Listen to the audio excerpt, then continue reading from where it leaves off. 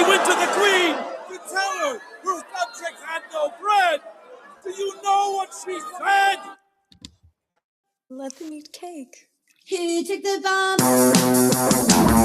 We're getting screwed, man. Every time we turn around, we're getting screwed. Oh, the revolution's going to be through podcasting for sure. That's the only way we talk. It's the little guys that take the brunt of everything. It's got to stop. Peasants, man. We're just peasants. Every one of us. You watch those old movies, you see the peasants in the background with the kings and queens walking around. We're those people. We're those people.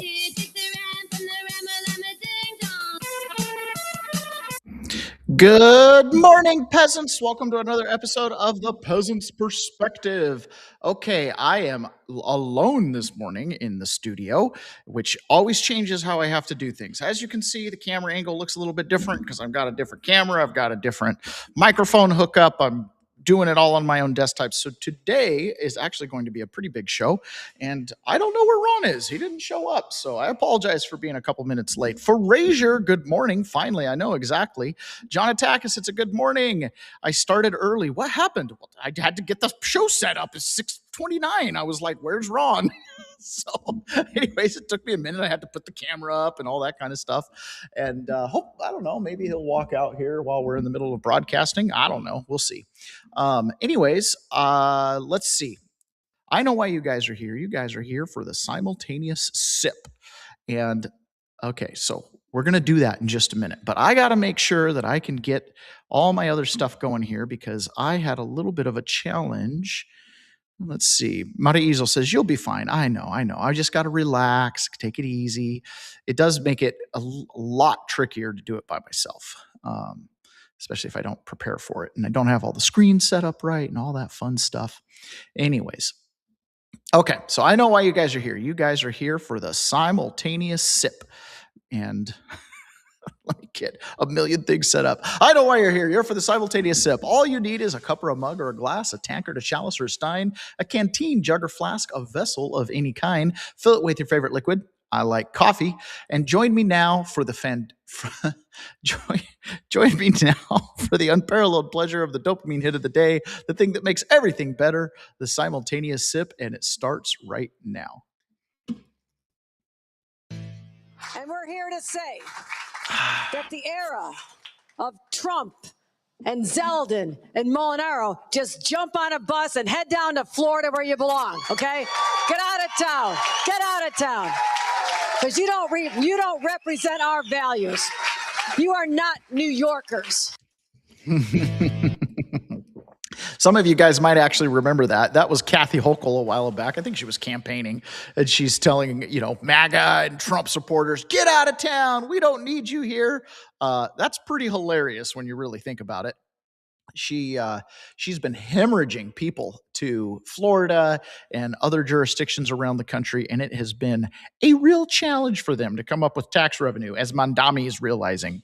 Douglas Wyatt says, Afroman 2028. Yes, absolutely. Carlito and Tiffany, howdy from YouTube. I'm glad you guys all made it. So the All In podcast, which occasionally we play clips from, the All In podcast, I got to find a spot to put. Like I said, I've got tabs, I've got windows open, and this becomes a real challenge for me. Let's see if I can kind of clean it up a little bit here. Okay, so on the All In podcast, they had some analysis about what was going on with the economic situation in Washington State. So Kathy Hochul, she talks about how, she's over there talking about how they don't need conservatives and they can move down to Florida. It doesn't matter. Well, that sounds all fine and dandy until you actually do the math. And there's this thing that happens, right?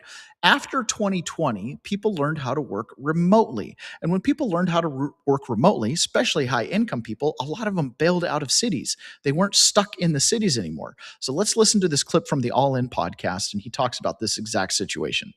Washington's millionaire tax passed this week. Here's what the tax is. People making more than $1 million a year will pay an extra 9.9% in tax starting in 2029.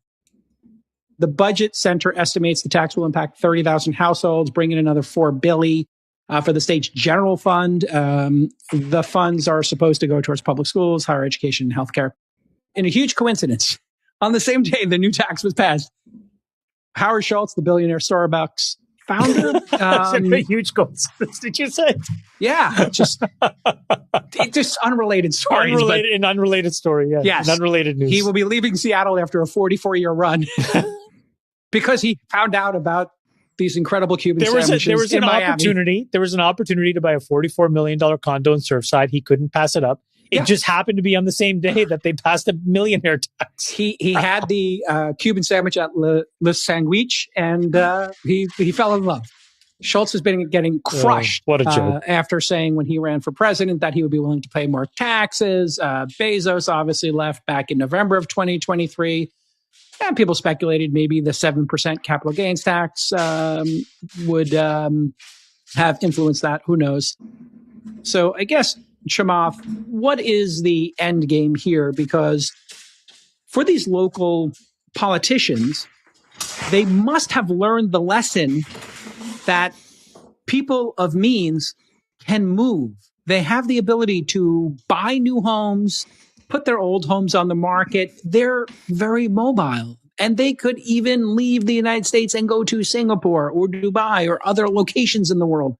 Why are they still enacting these? And will they continue to still enact these until we get to 60, 70% tax rates and we just lose all of the creators and this becomes Ayn Randian? I think that state politicians on the West Coast are very ineffective and not very smart. Nick, there's a tweet that was published. I think maybe it was an infographic that showed net migration rates of every single state for 2025. Washington is a few months behind California in trying to enact these stupid taxes. And the reason they're stupid is these kinds of things don't work at the state level. And we know what it's already done in California because the Hoover Institution just published something this morning. And it's a complete indictment of what the billionaire tax was trying to do. And by the way, this billionaire tax is only polling right now at 25% of the votes it needs. So maybe it'll find a way to get on the ballot. And then even then, it'll have an uphill climb to get voted in. But look at the destruction that it has done in California by just announcing it. The Hoover Institution basically ran this Monte Carlo simulation. They ran 100,000 runs. And in 71% of those runs, it comes out with a negative NPV. And if you expected value it out, it's about a $25 billion hole. They also found that they overcounted the number of billionaires in California. So that number was wrong. They undercounted the amount of revenue that they pay. So that was wrong. And they overcounted the estimate of how much money that they would make. So that was wrong. So they're not good at math.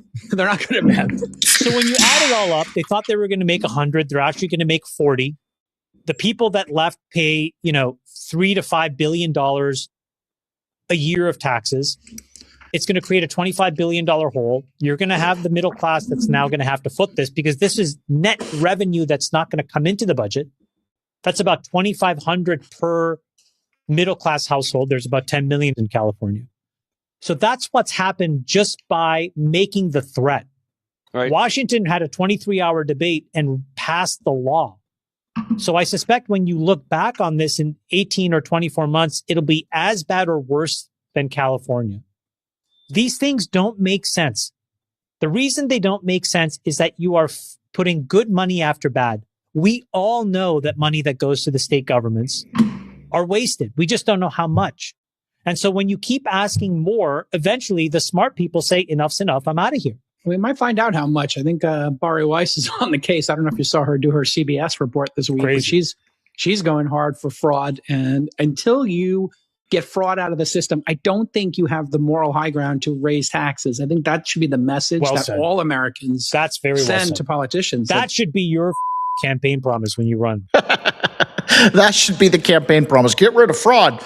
You know, the thing about it is it seems super obvious. Like to a normal person, this is what he said, Ayn Randian. This is where the producers realize that the harder they work, the more their success is punished. So what do? They bail out. Why wouldn't they bail out, right? And so I understand what he's saying there. And there is starting to be a realization amongst the Democrats, specifically people like Kathy Hochul, that these policies are extremely damaging. So here she is, right? So when she's campaigning, she's telling MAGA Republicans, Trump supporters, move down to Miami. We don't need you here in New York. Well, there's been a huge sea change on that attitude. So let's see, I have like 9 different buttons I have to push all at the same time. Okay, so this is why you need a producer in the show. So this is Kathy this week talking about, we need to raise our tax base. And being conscious of the facts that I need people who are high net worth to support the generous social programs that we want to have in our state. Right? Now, there are some patriotic millionaires who stepped up.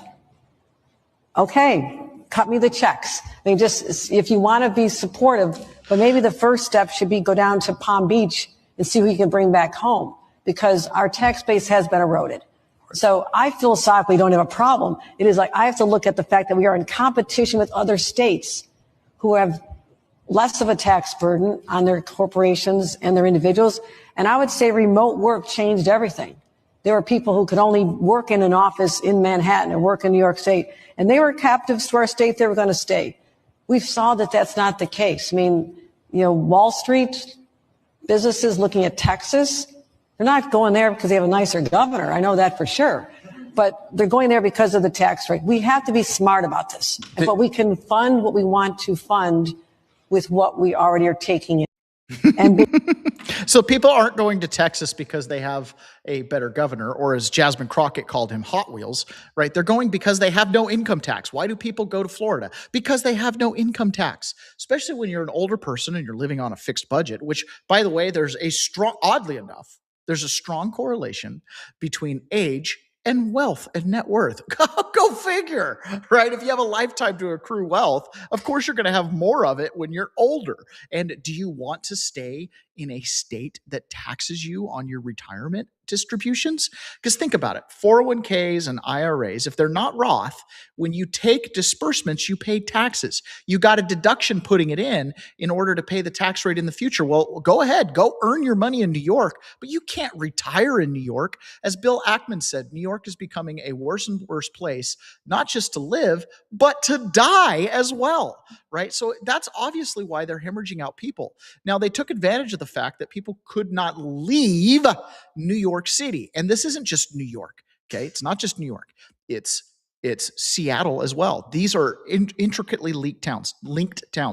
A lot of people don't realize this, but when not Saddam Hussein, when brought down the towers, what's his name? Osama bin Laden. When Osama bin Laden and Al-Qaeda were planning the 9/11 terror attack, and yes, Osama bin Laden was behind the 9/11 terror attack, right? Lots of conspiracies about who helped him, but nonetheless, they definitely did plan that. And over time, right, what we found out over time was that they had 2 targets. They could either hit New York City, or the other one was to hit Seattle. New York was a symbolic hit, right? It was the financial center of the world, but there's nothing really there. There's just the financial center of the world. It was going to be a very symbolic hit against the West.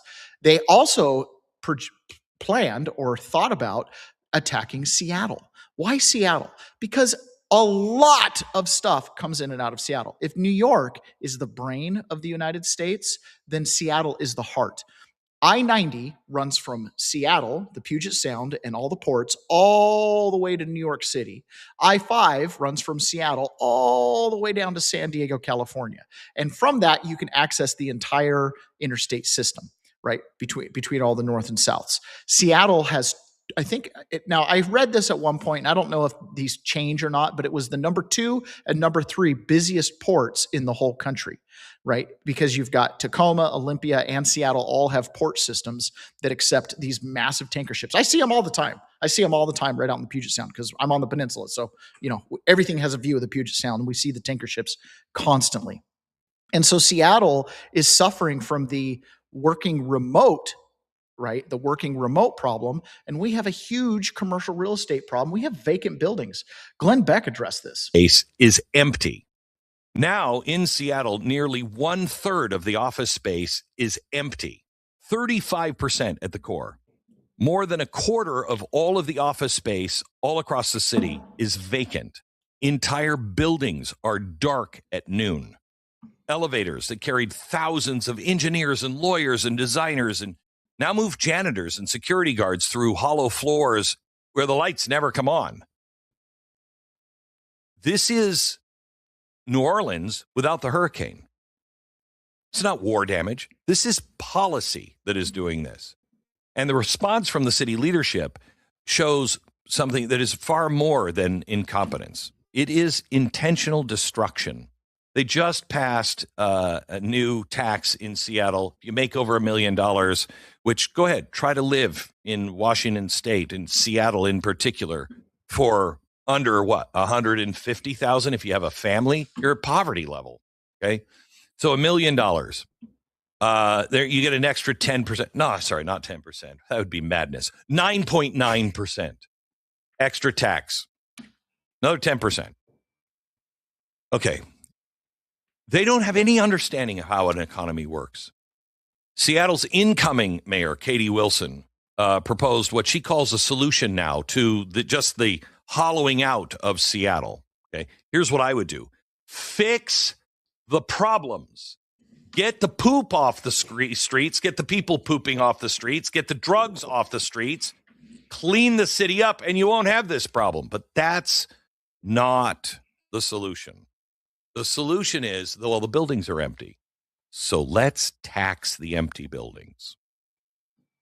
A vacancy tax on commercial property. On commercial property that the owners can't fill. They can't fill because of all these other problems. And so the city, I mean, think of this. You're already losing money because nobody wants to rent your building. And the city is going to fine you for it. Like you want the empty building. You're getting fined because I want the empty building. I don't want the empty building. I'm trying to pay for the building. I'd love to have people come in, but I've got a huge mortgage on this thing. I have conditions from the bank. I can't just give it away. You're going to get taxed. Okay, so you got property taxes, insurance, all of this stuff. Vacancy is the last thing any owner wants. Empty space means bleeding money out every single month. But the political theory running in Seattle assumes something else entirely. It assumes the owners are choosing vacancy. Why? Just think of this for 10 seconds, like you're a thinking human being. Who would do that? What would be the motivation? Yeah. They're just refusing tenants out of greed. Waiting for some imaginary payday to show up. So the government steps in of Seattle. The government of Seattle steps in with a punishment. Pay the tax or lower the rent or be fined. That's the economic incentive. Lower the rent or pay the fine. I mean, it would be really almost funny if it wasn't happening in one of the greatest cities in the West Coast. The real problem in Seattle, it's not a mystery. I don't need the Scooby-Doo van to pull up. Why did all the businesses leave? I don't know, Shaggy. Why? They left for reasons that everyone in the country understands. Seattle is not known for technology. It's known now for open-air drug markets, sidewalk encampments, retail theft treated as a nuisance instead of a crime, a regulatory climate where starting, running, or expanding a business requires navigating a maze of taxes and mandates. You feel like a criminal if you're going to run a business. You feel, the city is against you and the state is against you. Major employer. And that's just it, right? It doesn't matter. It doesn't matter if we have a beautiful city. It doesn't matter if we have a lot of rain, which creates the beautiful city. There's a price you pay to be this green. It doesn't matter, right? Once you have law and order drop and then you have hostile policies against businesses, they're going to go away. And it's a trickle. right? It's not like you have them all disappear overnight. It's a trickle. That's why Kathy Hochul could be so brazen in her campaign, being like, we don't care if you leave. If you don't want to support our policies and pay the taxes, and go to Florida. And then later, once the trickle and the trickle and the trickle and the trickle leave, and you have all these mobile workers that you're forcing not to go to work, and they learn how to adapt and work from Zoom and work from home and work remotely. And all of a sudden, why would I live in New York City? It's crowded, it's stinky, everything's expensive, there's no good law and order, and I don't have to be here. They're not going to be there, right? Now, not everybody who leaves Seattle leaves Washington. I'm the recipient of a lot of people leaving the city of Seattle and moving to the Olympic and the Kitsap Peninsulas. But we also have the number one state for people leaving Washington is Idaho. John Atakis here says, Boise, number one in the U.S. for remote workers in a recent report. I believe it. Boise's got all the benefits of a big town with a lot of the benefits of a small town. It's kind of both. It's actually getting to be a lot bigger town than it was when I was there. And I remember people talking about how it was a much smaller town before. But, it's got a mall, it's got a movie theater, it's on the concert rotation. It kind of has everything. John Frazier says, Boise ranked number one by Tech National Study on factors like affordability, co-working, internet, state income tax, and public safety. I believe it. We lived in Utah. And when we lived in Utah, my dad got a job up in Boise. So he did the whole, 6 months living up in Boise while we were trying to sell the house. And I remember my dad was always joking. And, it's not like Utah was a high crime area back in the early 2000s. But he used to joke about how in Idaho, the big news channel is they built another big ball of yarn, or, some stupid story that it was like, there's nothing happening in Boise that's bad. And so, it begs the question, who's in charge of the Democrats? Who's in charge of the left that are pushing these policies constantly? And John Fetterman was on the All In podcast. Now, again, John Fetterman, we love him, right? Because he says what he says. He wears a sweater just like me. He's just a normal peasant. No real leadership experience, no real work experience to speak of. But at least he is an authentic person, and he's not someone that gets clearly led around. Now, he does oppose the Save America Act, so as far as I'm concerned, traitor. But here we go. He's on the All In podcast, and he's talking about who is in charge of the Democrat Party. Who do you think leads the Democratic Party today? Oh, we don't have one. I think the TDS. I think that's the leader right now. Right now our party is governed by the TDS, and now it's made it virtually impossible without being punished as a Democrat to agree something's good, or I agree with the other side. And I would define that by epic fury. I am literally the only Democrat in America in Congress that I've come across that's saying, I think it's a great thing to break and destroy the Iranian regime. I think it's entirely appropriate to hold them accountable. And what's strange to me that every single Democrat that's run for president and anyone that I know in Congress says we must never allow them to acquire a nuclear bomb. When that happens, why not celebrate that or acknowledge that? I have only witnessed just criticism and this kinds of attack. Like, yeah, you don't have to agree on every single thing, but when a good thing happens, just because it comes from the different party, that tells me that you're choosing the demand of the base or the party over country or what's really, I think, appropriate in that circumstances. My jaw almost drops at this admission. It honestly drops at this admission. There's no one in charge of the Democrat Party. So let's take a look at this. Oh, Ponyboy, he says, good morning. Oh, man, I'm late as hell off this week. And boy, did I sleep in. Yeah, I think Ron slept in too. I'm actually worried that he might be actually sick because there's some kind of flu going around the county. So I'll have to check in on him when I'm done here. But, and I had a kid that was sick last night too. So I get it. It's been running through my family. I never get sick, by the way, ever. When I was in prison, it is a nonstop stream of illness. Okay. Because you've got 5,000 people crammed into a compound. And so, and of course the guards are coming out in and every day. So they bring some illness in and it flies through the prison. So it's one cold, one flu, one diarrhea, it's just something circulating all the time. The only thing I ever got in prison, and I still have it, is some kind of weird ear infection thing going on. It's from the phones. But anyway, because, 5,000 people all use the same 10 phones every day. But anyways, I never got sick, ever. Not one time. DC Gulag, Philadelphia, Oklahoma, Missouri, I never got sick. And I 100% attribute it to the fact that I was in the septic industry. I've been exposed to every pathogen and every bad thing you could possibly think of for a decade directly, like sometimes literally standing in tanks of shiz. Okay. And so I believe I have a very robust immune system that can pretty much handle most of what gets thrown at it. So I would, like, at one point I was in a 4-man cell, right? And my 3 roommates are laid out, sick, flu, and I'm like, just fine. I never got sick. It was hilarious. Anyways, my family's been getting sick one after another since I've been home. I still don't get sick.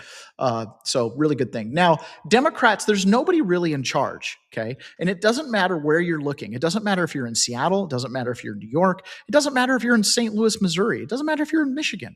Nobody's in charge, right? Barack Obama used to lead the party, and he had a huge coalition. Before that, it was the Clintons, the Clintonistas. These two factions actually oppose each other. The Clintonistas are purebred corruptocrats that their base of support was mostly the Blue Dog Democrats, which makes sense because, Clinton totally screwed them over with NAFTA, but you needed the Blue Dog Democrats, the union workers' support to get NAFTA passed. And that's how it always works, right? They always need the support of the people they're going to hurt in order to get that agenda passed.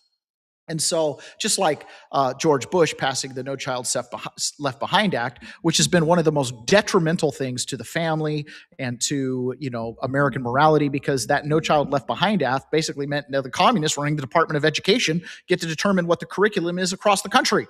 So again, he needed the support of the evangelicals and the quote unquote silent majority in order to get it passed. So anyways, the Democrats with the Clintonistas, they were just pure corruptocrats, just straight up. Right? How much can you pay me? Buying access. That was their MO, period.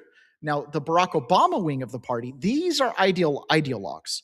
These are people that are legitimate collectivists. They're corrupt just like every politician, let's be frank, right or left.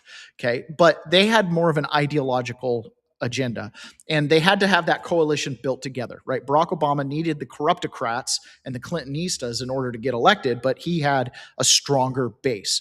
That base has been fractured. Why has that base been fractured? Because a lot of what that base was pulling from national populism, the Bernie Sanders crowd.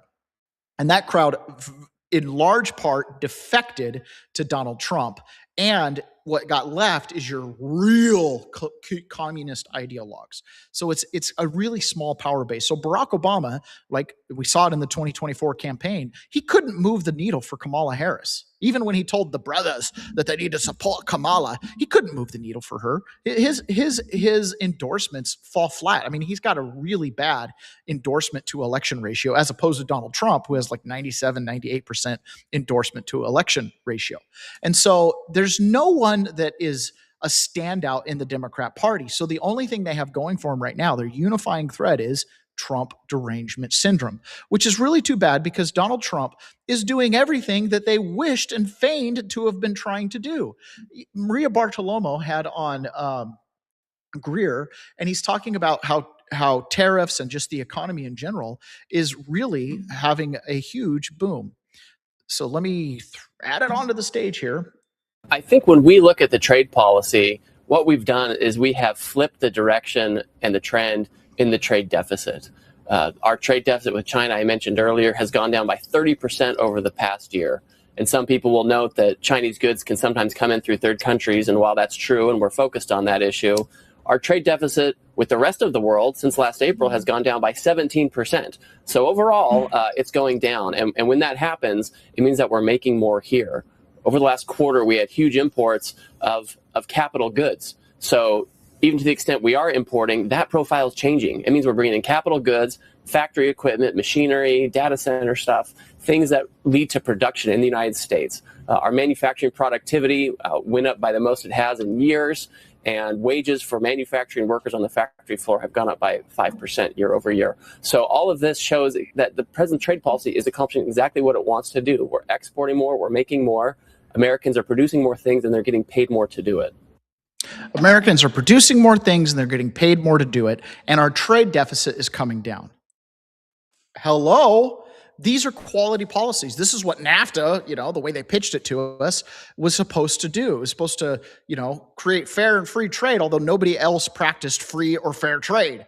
And so Trump's policies are doing what the Democrats have campaigned on doing, but had no ability to do it because, I don't know, they're retarded. Okay. It's the Ayn Rand effect, as what's his name on the All In podcast said, right? We were pushing people out of production because we were punishing success. Donald Trump is doing the opposite. He's rewarding success, and he's rewarding companies for making things here in the United States, which means they have to pay people here in the United States, which means that money recirculates in the economy. Henry Ford, probably the greatest American industrialist, said the objective of every industrialist should be to make things for the cheapest amount of goods and pay the highest in labor. Why? Because if you pay high labor, then your own employees become the purchasers of the things you're making. It's a self-serving cycle. But when you pay your employees less, they can't buy the things they produce. And if other countries don't have the money to buy it and they're selling an equivalent knockoff cheap good, it just breaks everything. And it trickles down, right? Just like bad policies trickle down and people leave the state. It's one thing when you're captive to New York because you have to go into that skyscraper and sit in your cubicle every day to have that job. It's one thing if you're in Seattle and all the tech businesses are there and you have to be there to work. But at this day and age, especially if you're tech or anything that's quote unquote office or cubicle related, you don't have to be there. You don't even have to be there for board meetings. One of the things, now I've never been like a Zoom guy until I got back from prison. I am blown away at how much you can accomplish remotely in developing real, true, lasting relationships with people over Zoom. It's incredible, right? If you haven't joined us over at 1776live.us, you got to check it out. We spend a lot of time in the afternoons talking about how to resolve and get remedy for a lot of these challenges that, frankly, our politicians have set up for us. We're liberty seekers and we're trying to find freedom. Now, Douglas Wyatt said, Afroman 2028. Yes, indeed. Afroman 2028. Yesterday, Afroman, after 3 days of trial for defamation of the police department and the members thereof, the verdict was read out and the jury gave nothing to the plaintiffs. They sided on the behalf of the defendant 100%. And this is Afroman after the verdict celebrating. And we celebrate with him. Yeah! We did it, America! Yeah! We did it! Freedom of speech! Right on! Right on! Yeah! God bless America! Yeah! Power to the people! Yeah! Yeah! Yeah! Yeah! Yeah! I think my favorite part is the old ladies behind him. Look, 1, 2, 3, 4. Not one of those ladies is under 60 years old. I love it so much. It's so funny. So Afroman won his case yesterday, 100%. Now, I watched a whole bunch of commentary from lawyers that were like, man, the fact that this even made it to trial was pretty incredible because a lot of the things that they were claiming was a derogatory, these things weren't actually untrue because in order for it to get to trial, the statements have to be untrue. Okay. And so one after another, as the plaintiff, right, brought forward witnesses and they testified, one of the common themes was some of these statements weren't necessarily untrue or necessarily even being claimed to be untrue. Okay. So I'm not going to play this particular clip, but one of the things that the guy put in the lawsuit was that Afroman in one of his rap songs said he had a receding hairline and he was balding. And the guy's totally bald. It's like, and how is that defamation if he's pointing out something that's real? Well, you know what I mean? It's like, that's observable by everybody. Well, it makes me feel bad. Okay, so this was the one officer, and I mentioned this yesterday. This is the one officer that Afroman made the song alluding to the fact that he had relations with his wife. Again, truth is a defense. If there's no truth to it, then you can say there's no truth to it. But you can't say that this is slander or defamation if you can't say that the thing itself is untrue. So people have come up to you and asked you if you were a thief. I've had phone calls and I've had Excuse me. Let me go back on this one. This isn't the thief one. In fact, am I even going to play the one that I introduced? Because if I am, we'll just go ahead and play this first. So since I already introduced this one, I already introduced this next video I'm going to play for you. So I'll go back to that one. Just a second. That has a specific order. I just flipped these videos. Okay, so this is, I'll get it, guys. I promise. Oh no. Are you kidding me? I closed the tab. Of course I did.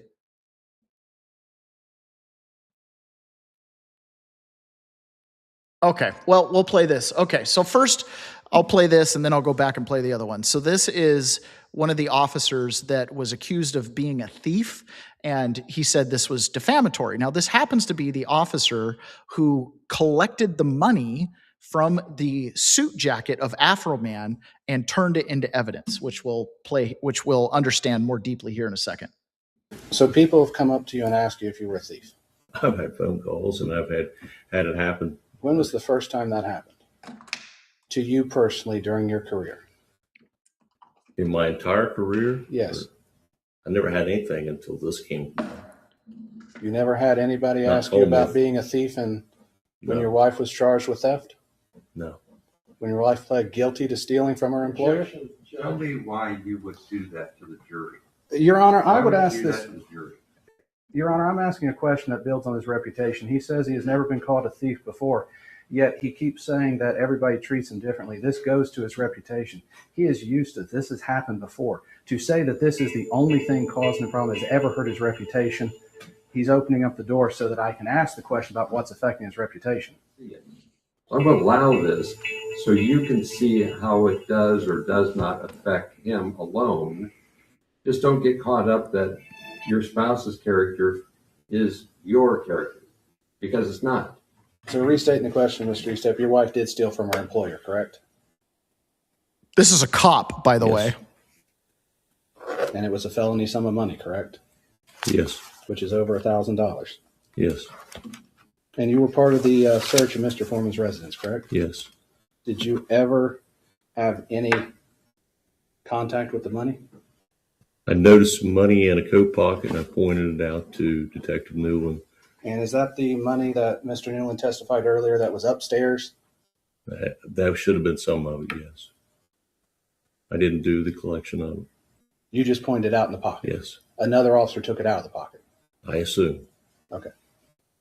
Do you remember which officer you pointed it out to? I told Detective Newland.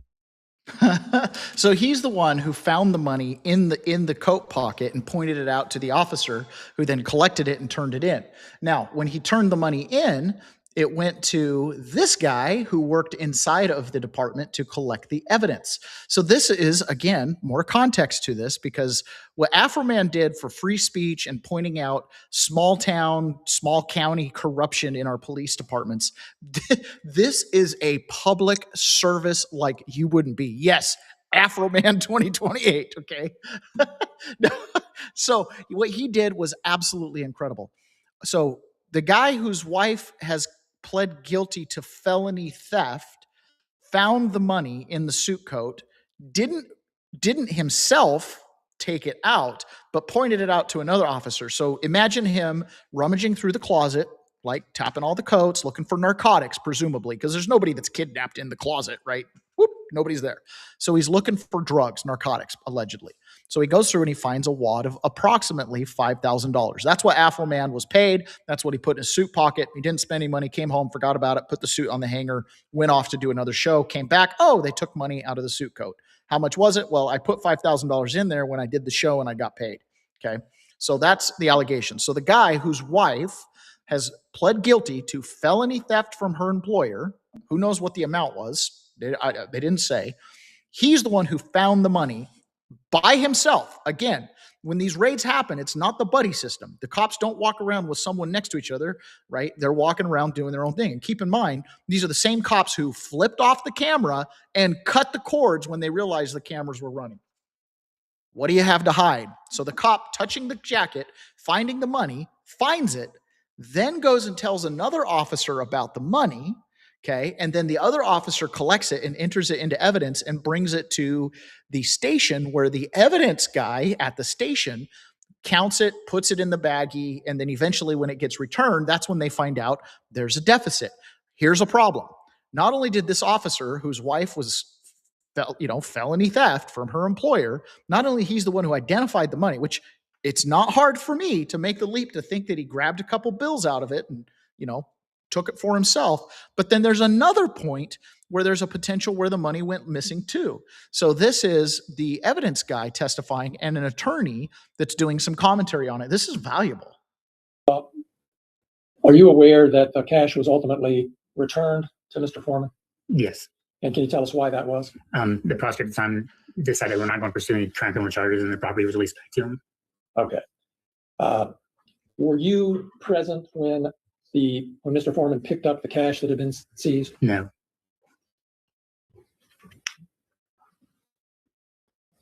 Do you know whether any press was invited to attend the return of this cash? I learned that there was later.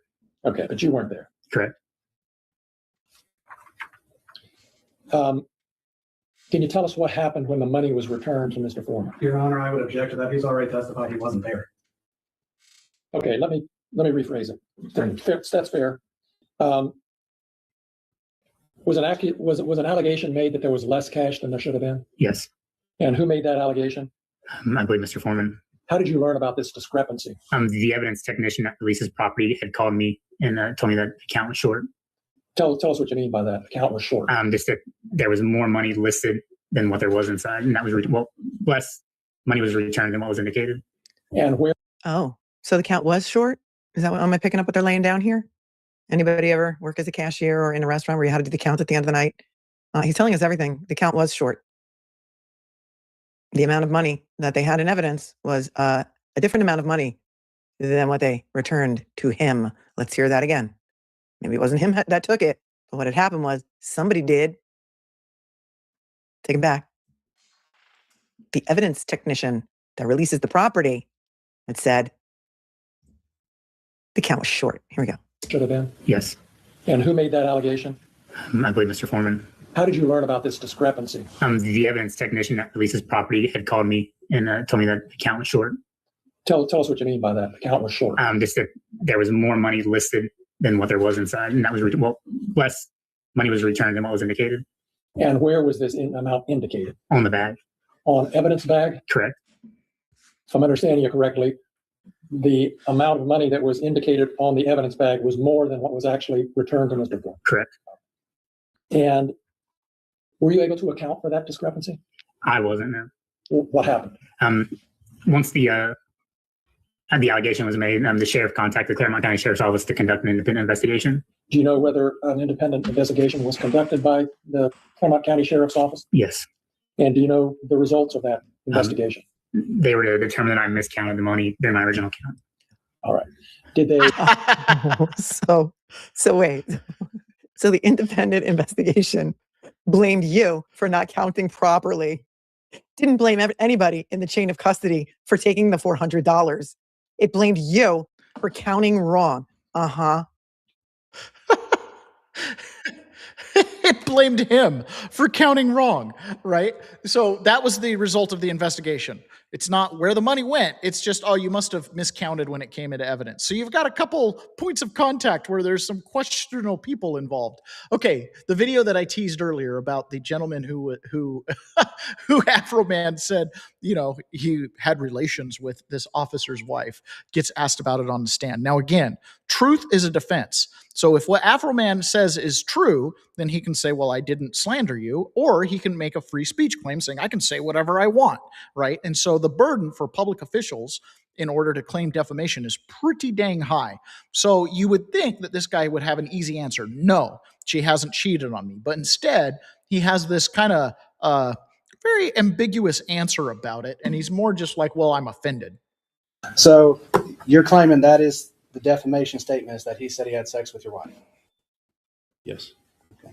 And that's painted you in a false light? It's caused tremendous pain in my life. I'll get to that. We have to go through false light first. So does it paint you in a false light? Yes, that my wife is cheating on me with Mr. Foreman. But we all know that's not true, correct? I don't know.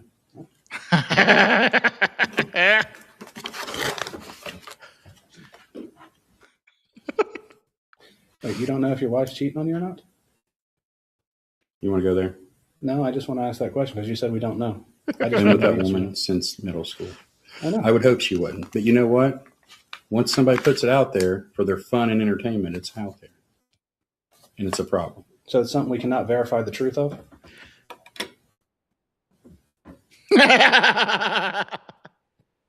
Is it my gosh. thing that can be verified, true or false? Ask your client.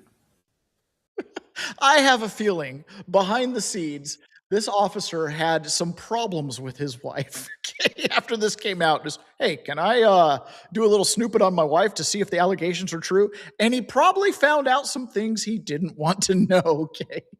Again, what is this all about, right? It's like these guys raided his house on an anonymous tip that he had narcotics and kidnapping. And they broke into his house, they broke down his door, they cut his security cameras. Somebody stole his money, okay? Somehow there was money missing. And it was just he didn't count the money enough. I don't think so. So this is Afroman on the stand being asked about this stuff. And he goes on a little bit of a rant, accusing different members in the department of different things. He's under oath. This is where lying would really matter, right? He's under oath about how he researched these people and found out things that we would have never known had this not happened. Again, this is one of our police departments in the United States. $2 missing. How does $400 even come up missing? Damn, bro. You posted videos about Brian Newland doing hard drugs and snitching on his friend, and you posted those based on rumors. I did. We can look at your deposition, but before you argue with me, I did that. But isn't that a fact that you made those allegations based on rumors you said you heard? It's a fact. William Newland is a convicted pedophile, and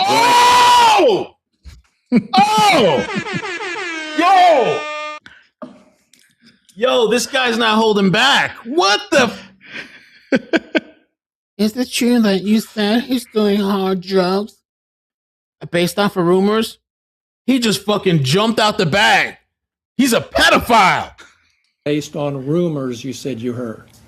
It's a fact. William Newland is a convicted pedophile, and Brian Newland is his brother. After I zeroed in on Brian, I asked about him. His brother's pedophile. He's a large statutory rapist that has sex with all kind of underage girls. He buys them beers and gets them drunk and all kind. That's probably the reason he had to leave the Adams County Sheriff Department, because he beats up his wife and he messes with underage girls, and he had to get out of town and go get a job in Northwood. All right. You don't want to answer my question. I do. Please ask another one. Well, let me ask this one again so I can get an answer. Man, these guys opened a can of worms when they kicked in his door because their noses were not clean at all. So Afroman 2028, this guy did more to expose small town corruption in a small police department in a little town than anybody has ever done. I heard a lot of funny commentary. Like, this is the first time that a police department has been after a guy for a year and a half, and the black man won. It didn't result in the black man going to jail. It was a huge win for freedom of speech. And listen, we all say things. This is a podcast. We're news commentary. If there's rumors in the news or there's allegations of things, we cover it. And sometimes we take positions like we think that's true. We think that's true. That's our opinion. It's up to the judicial system to adjudicate that. And in this case, the jury came back with the fact that A, he didn't commit defamation, and all these things he said, you're within your purview for freedom of speech to say it. And these officers couldn't fall back on truth. They couldn't say what you said was a lie and it damaged me. All they can say was you said things that can't be proven incorrect. There was missing money. This guy can't say that his wife isn't cheating on him. This other officer, his brother is a pedophile, and the officer himself has domestic violence issues. He's been known and seen running around town buying underage kids alcohol. This is the police department. It's crazy. And this kind of behavior, it extends to the weirdest areas. So the next thing I'm going to show you here is a clip out of the Georgia Supreme Court. And I don't know what this case is about. It doesn't really matter. But in this particular case, this is the Attorney General for this, it's either the Attorney General or the Solicitor General. It doesn't really matter. It doesn't really matter, okay? In front of their Supreme Court, and she's being asked about the fact that she put stuff in her filings that are untrue, inaccurate, false, and these citations and quotations don't even exist. It's obvious listening to this. This is the Georgia Attorney General's office using AI to write their briefs and not even checking it. So before you sit down, Yes, there's sir. one more thing I need to ask you about, unfortunately. In reviewing the trial court's order denying the motion for new trial, there are at least 5 citations to cases that don't exist.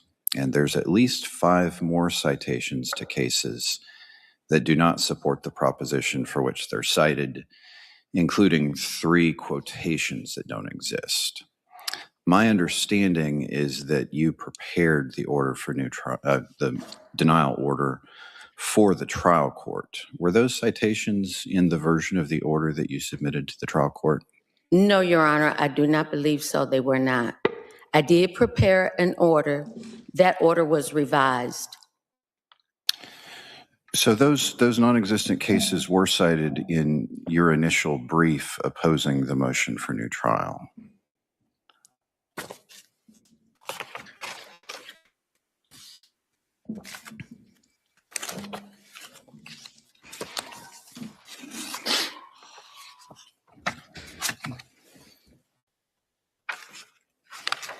Your Honor, I'm not aware of that, but I would be glad to research that and provide the court with a supplement. Okay, we'll get a briefing order out direct.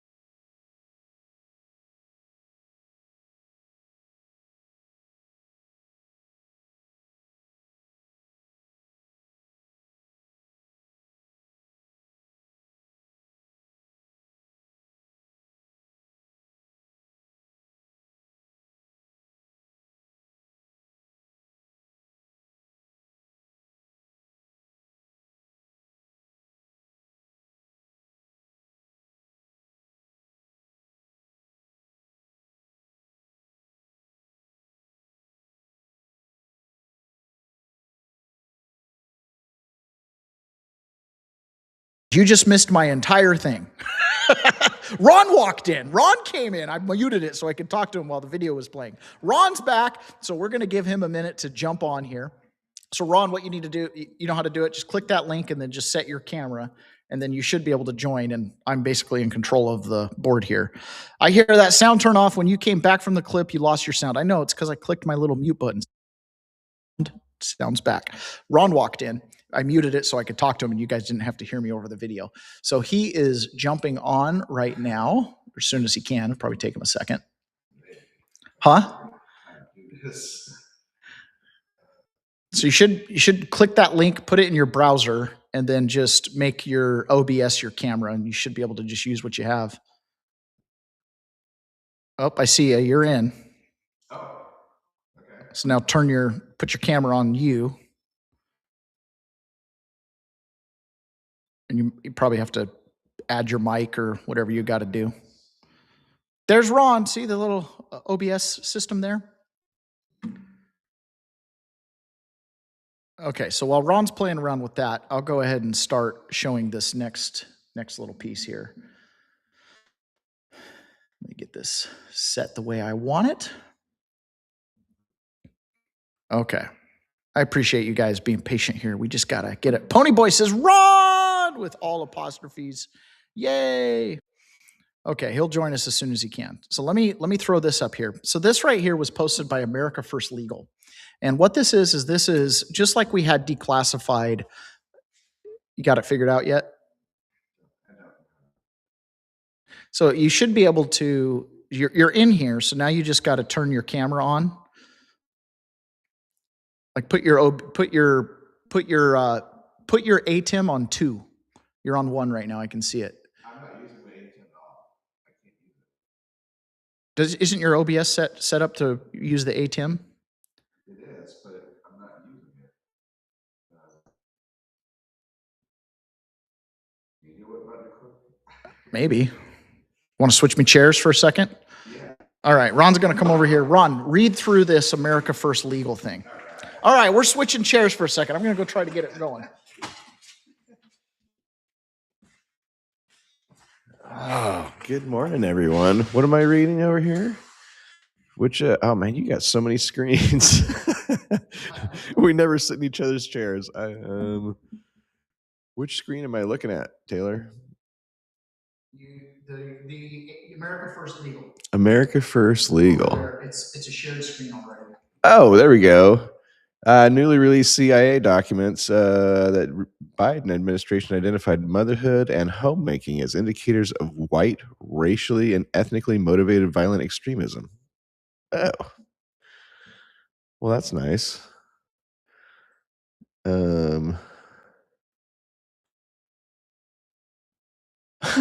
Female members abroad have been emerging as prominent players in the transnational. Okay, we got sound. Oh, the sound's there. Okay. Man, where are your headphones? We shouldn't have sound. We shouldn't have sound. Oh. Where do you get the sound from? Yeah, put those on. Then you can hear yourself talking. Can they hear me? Yeah, I think so. I think they're hearing me through my mic. Oh my gosh. Is that better? Oh, I apologize. I can't hear anything now.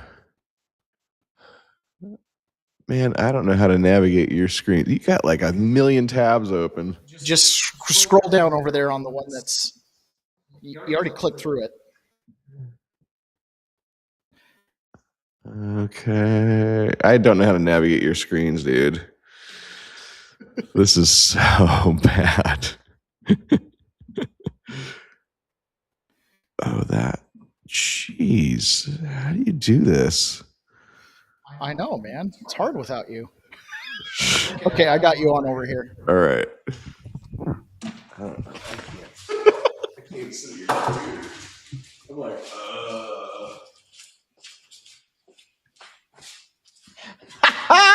All right, we figured it out. Sweet. I had to start your virtual camera on OBS. That's what it was. Okay, we're back. Okay, now I can't hear myself. What happened to me? I don't know. That's weird. I can hear you. Can the audience hear me? Can I get a sound check on myself? Anybody? Anybody? Anyone? I'm live. I can hear you. I can hear you just fine. You can hear me okay? Hear you. Yeah. Okay. It might be because you're on for some reason. Can you still hear me? Yeah. Okay. I'll tap my mic. Tell me if you can hear it. Okay. Well, I'll just assume that you guys can all hear me fine. So give me a sound check 5x5 for me. Okay. So what this is, Ron, is this came from America First Legal. A couple weeks ago, we had another CIA release that talked about was it Tommy Lauren or whoever it was, about being an extremist, about being a white extremist. And what is REMVE, and that stands for racially. See, what does it mean? It means racially, ethnically motivated, violent extremist. Okay, so that's what that means. Racially extreme, motivated, violent extremist. I think that's right. RME. Okay. And so what this is this is another one of these CIA handbooks that was released. It's the intelligent assessment. So you go through here, and it identified motherhood and homemaking as indicators of RME, white, racially, oh, that's what it is, white, racially and ethnically motivated violent extremist. So that's what REMVE stands for. So you go down here and it says the intelligence assessment reveals the top to bottom bias at Biden's CIA, an intelligence agency with critical intelligence responsibilities was spending its resources targeting women promoting motherhood. Female members, this is a clip right out of it. Female mothers abroad have been emerging as prominent players in the transnational white, racially and ethically motivated violent extremists, REMVE movement, spanning traditional motherhood-focused roles aimed at advancing white REMVE goals and roles. The Trump administration recently retracted this 2021 intelligence assessment titled Women Advancing White, Racially and Ethnically Motivated Violent Extremist Radicalization and Recruitment. Women Advancing White, Racially and Ethnically Motivated Violent Extremist Radicalization and Recruitment. It says female members have been emerging as key players of the transnational white, racially and ethnically motivated violent extremists, REMVE movement, successfully participating in newer roles in propaganda and recruitment. It goes on to say white REMVE women have proven to be proficient at migrating fringe extremist narratives into mainstream discourse and drawing other women into the movement. And it goes on to say the now retracted CIA intelligence assessment defines these REMVE people as sympathetic actors, as those who may not openly advocate for violence. So they're not openly advocating for violence. They're advocating for motherhood. And these guys are interpreting that as violence and find narratives about perceived threats from multiculturalism and globalism. We have adopted the term white REMVEs to describe those individuals and groups who incite, facilitate, or conduct violence because they believe that their perception of an idealized white European ethnic identity is under attack from people who embody and support multiculturalism and globalization. Now, in the context of America, the problem is not right, that it's a white nation. The context is we want to have one single culture. And what does that culture celebrate? I don't know, life, liberty, and the pursuit of happiness. For the purpose of this intelligence assessment, we focus on a subset of women who are supporters of or sympathetic to transnational white REMVs, such groups as National Action and Nordic Resistance Movement, as well as a broader global movement, which is more diffuse and decentralized. We define white REMV sympathetic actors as individuals or groups who may not openly advocate violence, but amplify the REMV narratives regarding their perceptions of racial and ethnic hierarchy as perceived threats from those they see as advocating multiculturalism and globalization. What are these narratives that the Biden CIA viewed as threats? Promoting traditional motherhood and homemaking as women's most important responsibilities. In here it says, we assess that female members have been emerging as key players of this, including the white REMVE view of traditional motherhood and successfully participating in newer roles in propaganda and recruitment. Some foreign white REMVE men have reacted negatively to women's heightened visibility in the radicalization and recruitment process, including by making abusive comments suggesting that tailored strategic messaging and counter-violent extremist campaigns that highlight the limitations and pitfalls that women face in the movement might be successful in dissuading women from joining. Okay, and then it goes on to say here, white REMV women have been proven to be proficient at migrating fringe extremist narratives into mainstream discourse and drawing other women into the movement. And what are those kind of things? I don't know. Motherhood and homemaking. Motherhood and homemaking may be added to the list of other everyday behaviors that made everyday Americans radicalized suspects under the Biden administration. Here it says, the white REMVEs allege that this rise is a conspiracy, which they have termed the Great Replacement Theory. This has been pushed by Tucker Carlson and many people, and the Democrats have said this. Right? It's not like this is a fringe theory. This is happening. We just talked about Tom Homan. The Democrats' motive here is to increase their voter base by bringing in immigrants and things like that. And they do not encourage assimilation. Why? Because if they assimilate, they might adopt, I don't know, American values. Okay. The group has lauded motherhood and homemaking as the women's most important responsibility. And that's a problem. And in 2017, it recorded an increased number of female recruits. And that's a problem. Judging from NRM's public manifesto and the USG report, the CIA intelligence assessment is just the latest example of the Biden administration war on parents, in addition to its other efforts like branding concerned parents as domestic terrorists, right? Going after traditional Catholics, going after the school boards. That's what they were doing here. The AFL obtained new documents conclusively proving that Attorney Attorney General Merrick Garland's infamous October 4th memo labeling concerned parents at school board meetings domestic terrorists was politically motivated. And so here it says, this email was, this is what the perf clips and elsewhere, just checking to see what you are aware. This is from Tamara Matthews, counsel, the Attorney General's office. Thanks, Tamara. This is Kevin Chambers. We are aware challenging there's a finding federal hook, but the White House has been in touch about whether we can assist in some form or fashion. So they were helping with this. So then it goes on to continue. Biased intelligence products like this undermine America's confidence in the federal government and reveal yet another viewpoint that the Biden administration has treated as a domestic terror threat. So then here's an example in here, and I think this is a real guy, the anti-government authority abusive parent stepdad profile. So visually, we see a portrait of our protagonist, Pete, along with stock footage that you would associate with a suburban dad, a lawnmower, a lazy boy dad. Sound FX helped build Pete's environment. This is Pete, married guy with 2 small children. He's been in the neighborhood for 5 years, but hasn't gotten to know any of the neighbors. He works 9 to 5. He's often seen hanging out at the local bar afterwards. He seems like a quiet guy and mostly keeps to himself. And the problem is, okay, and then it says, scene 2, Chris is home. You are Pete's friend. So this is the CIA's manual on how to infiltrate this guy's life, okay? Pete's friend, Chris sitting in front of your computer looking at Pete's social media posts. You've been friends online for a couple of years, so you create this aura. And Pete has always seemed like a decent guy, but recently you've noticed changes in his behavior online that alarm you. You've even seen him post some racial sites with violent tendencies. Choice 2A1, contacts Pete's wife and asks if she's noticed any new activities. Choice 2A2, wait until you see Pete at softball next week and ask if he's really interested in these new groups. Choice 2A3, keep closer tabs on Pete's online activity. So they're basically, I don't know, trying to encourage snitches or their little online army to go after these people. After branding mothers, parents, and government critics as domestic terrorists, the Biden administration utilized the full force of the federal government. As subset A to that strategic goal, the Biden administration asked the FBI, CIA, and DHS at the department to study how disinformation relates to the domestic terrorism threats, connecting the whole of society censorship program to the national security. And so here's their little bullet points here. Action, whatever, enhance the U.S. government's understanding of how foreign state and non-state information operations, particularly disinformation, relate to the domestic terrorist threat. Measure of performance, provide an internal report to the U.S. government stakeholders on key findings regarding this threat. The Biden administration didn't stop there. It also coordinated with foreign governments to censor domestic extremists, right? So in here, foreign partners and foreign intelligence and information to U.S.-based violent extremism.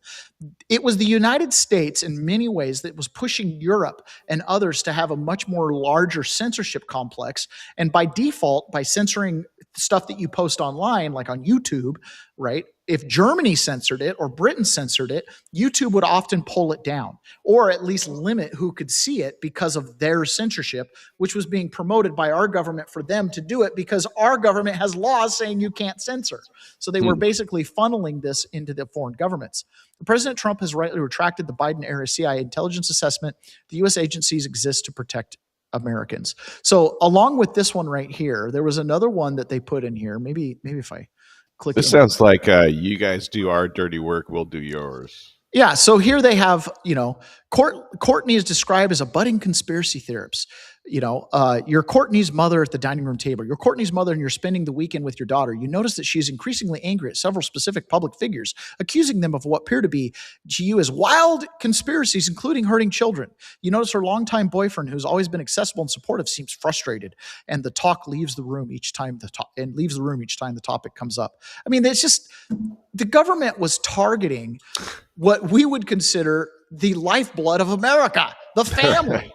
It's just insanity. It's just insanity. And the thing is this isn't new. Where did this start? Where did we start criticizing motherhood and traditional families, right? Who is the genesis of this? It's got to be somewhere in like the 40s or 50s. Yeah, it was when the communists came to America and they adopted the liberals, right, as their base of support, the collectivists. Richard Nixon was watching TV and a program came up on CBS that he'd never really watched, and it happened to be the Archie Bunker show? Archie show? Yeah, Archie Bunker. Now, a lot of times we look back at that and we think, what good, wholesome, television. But Richard Nixon didn't see it that way. Richard Nixon didn't see it that way. And if you read the transcript today, it might be a little bit. Yeah. So Richard Nixon didn't see it that day. He saw one episode of this TV show with Archie Bunker, and in the show there were two very handsome looking men that were gay. This is way back then. This was Richard Nixon's comments on seeing that on national TV. What's it called? I've never seen it. And that's real family entertainment, isn't it?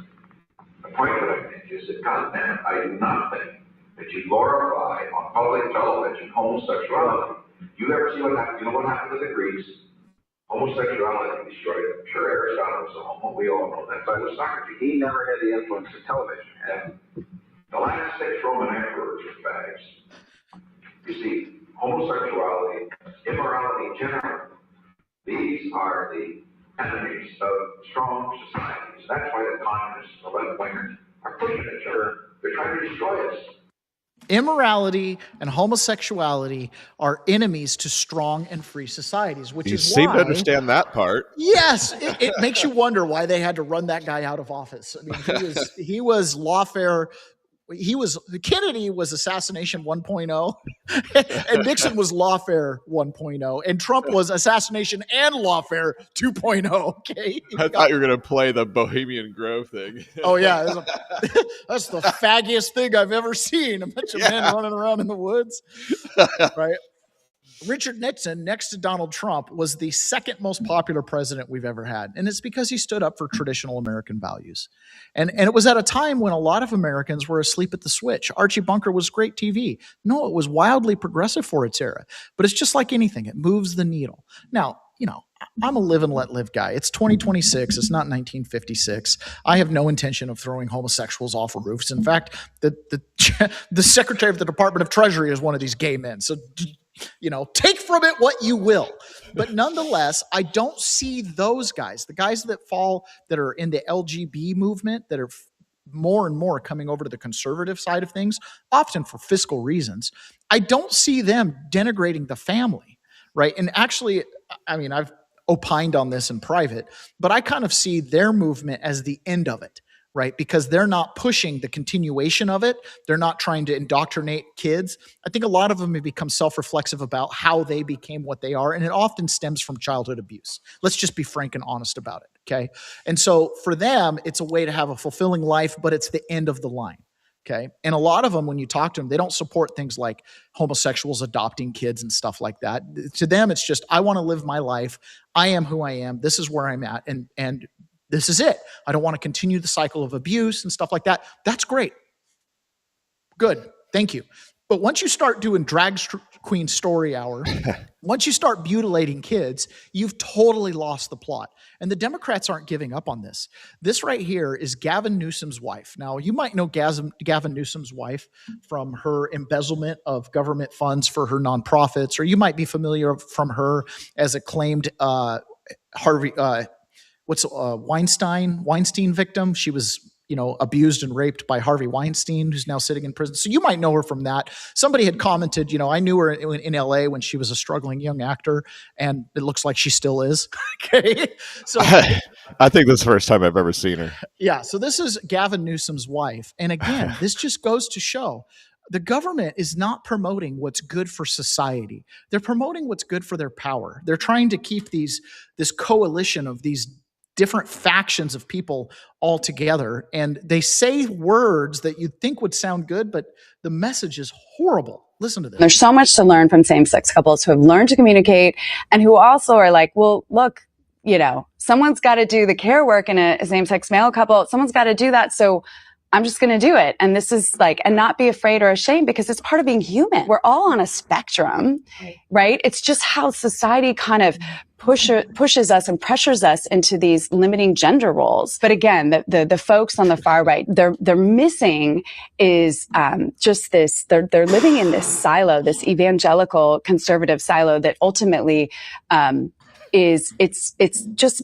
pulling us back as a country to a time and a place where we don't deserve to be, and we're not going to be, because honestly, young women and fathers of daughters are awake now and they're woke and they're not going to let us go back. And so I have so much hope because of that. And obviously California has a huge responsibility to lead.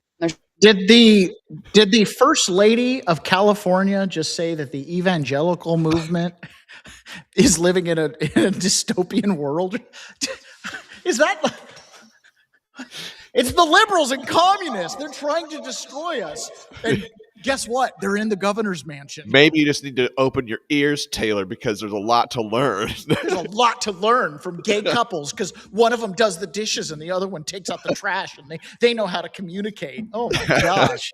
You got the CIA targeting people who want to promote motherhood, looping them in with violent racial extremists, right? You've got the mayor or the governor of California's wife being like, hey, we have a lot to learn from the gay same-sex couples. And by the way, evangelicals and Christians, they're just off their rockers. It's like, oh my goodness. Here is Washington State. This is the leader of the Senate in Washington State. Okay, so this is a guy who controls what makes it onto the floor. And Washington State, unlike every other state, we don't use Robert's Rules of Order. We use what's called Reed's Rules of Order. And in Reed's Rules of Order, the minority has no power.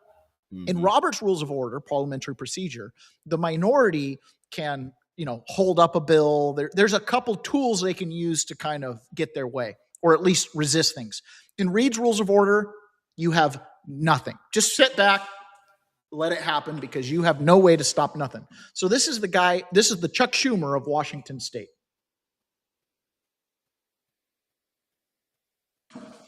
You got to turn it on. Oh, I got to turn it on. Well, that makes sense. Sorry. Meanwhile, I'm just sitting here letting the silence go. Okay, so this is our Washington State Chuck Schumer. Women have, if they're old enough to get pregnant, they're old enough to make their own decisions. Okay, let's start over because the first sentence is the important sentence. Okay, here we go.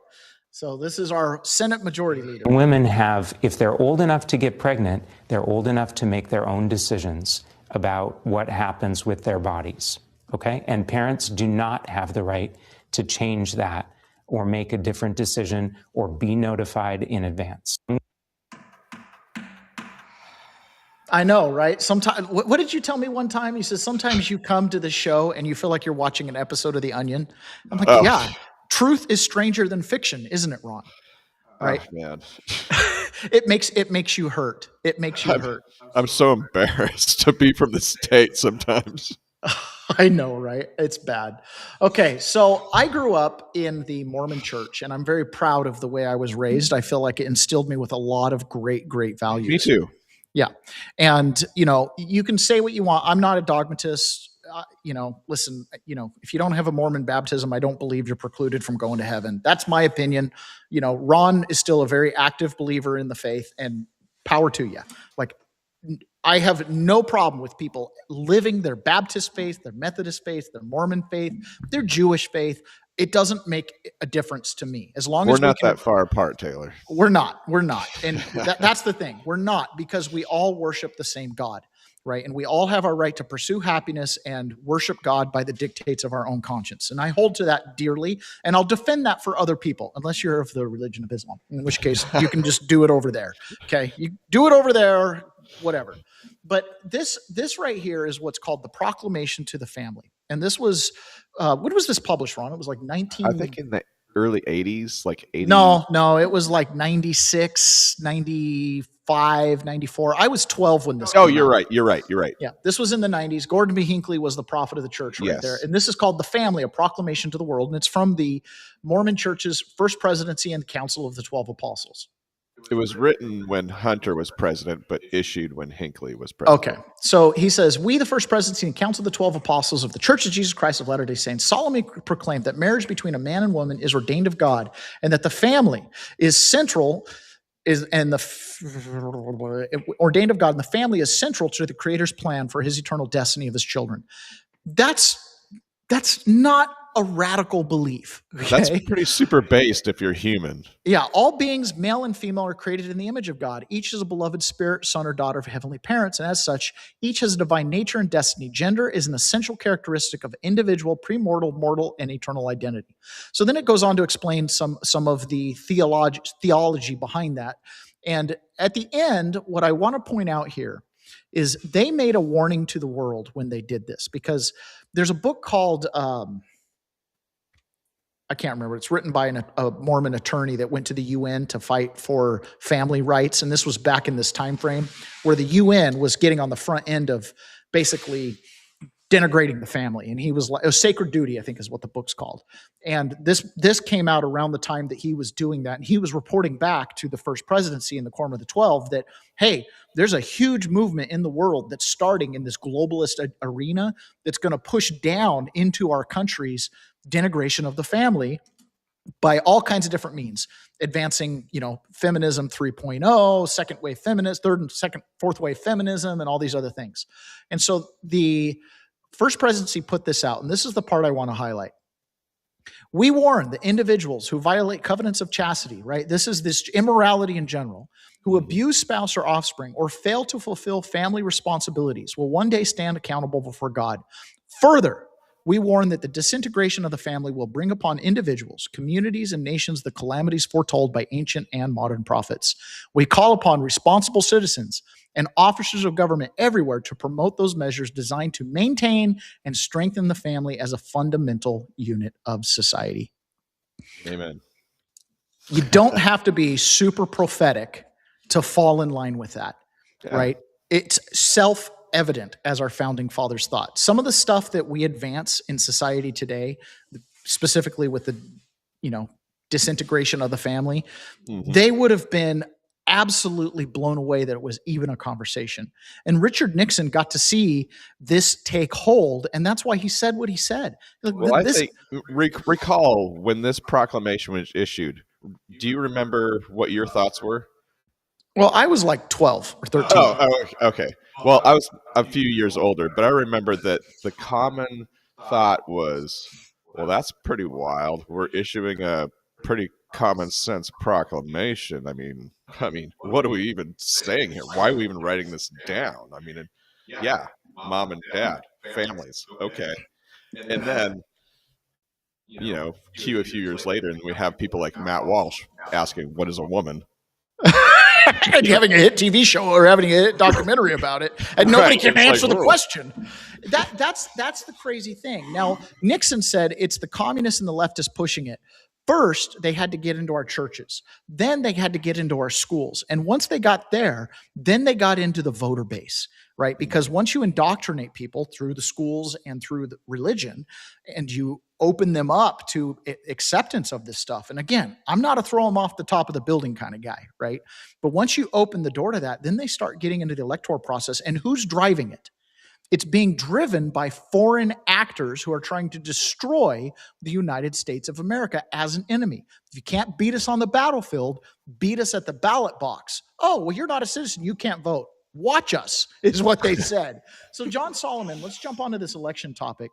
There have been a couple revelations over the last days that to us are not very revelatory, okay? Because we've been on the front edge of this for a long time. But now when John Solomon reports it, it's making it into the mainstream. And that is that there has been all kinds of revelations about foreign interference in our elections. And it's by who? The same people who've been pushing the disintegration of our culture and our society. So, John, let me try to unpack this. What I would first say is we ran a decade-long investigation in the Congress into China. And so this new bombshell that you just dropped is very... China. What is China? Just big picture. It's a communist country.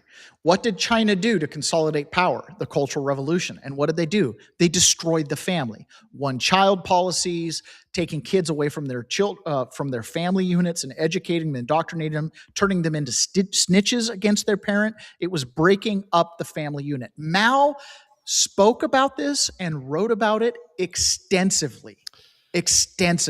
Yeah, the kids are for the government. They're not for the families. Yes, he wrote about this extensively. So when you see things like the CIA going after motherhood, they're not going after violent extremists that want to raise good kids.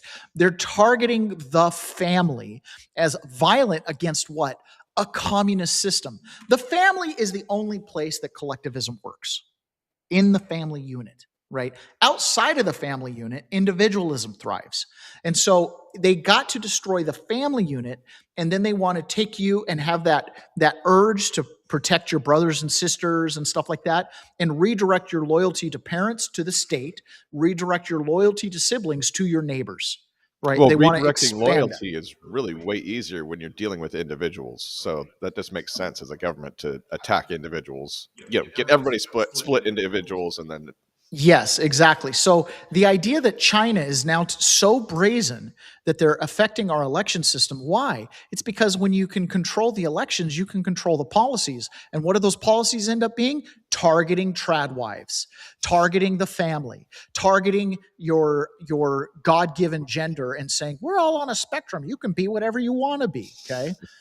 Very concerning to me, and it should be to the Congress even today, that this information likely was around in 2019, probably in 2020. I don't know. We're going to have to unpack this and figure out why this didn't get to the Congress and why this didn't get out to the American public. Clearly, this is a scandal that's brewing, and I'm sure you're going to continue to track it.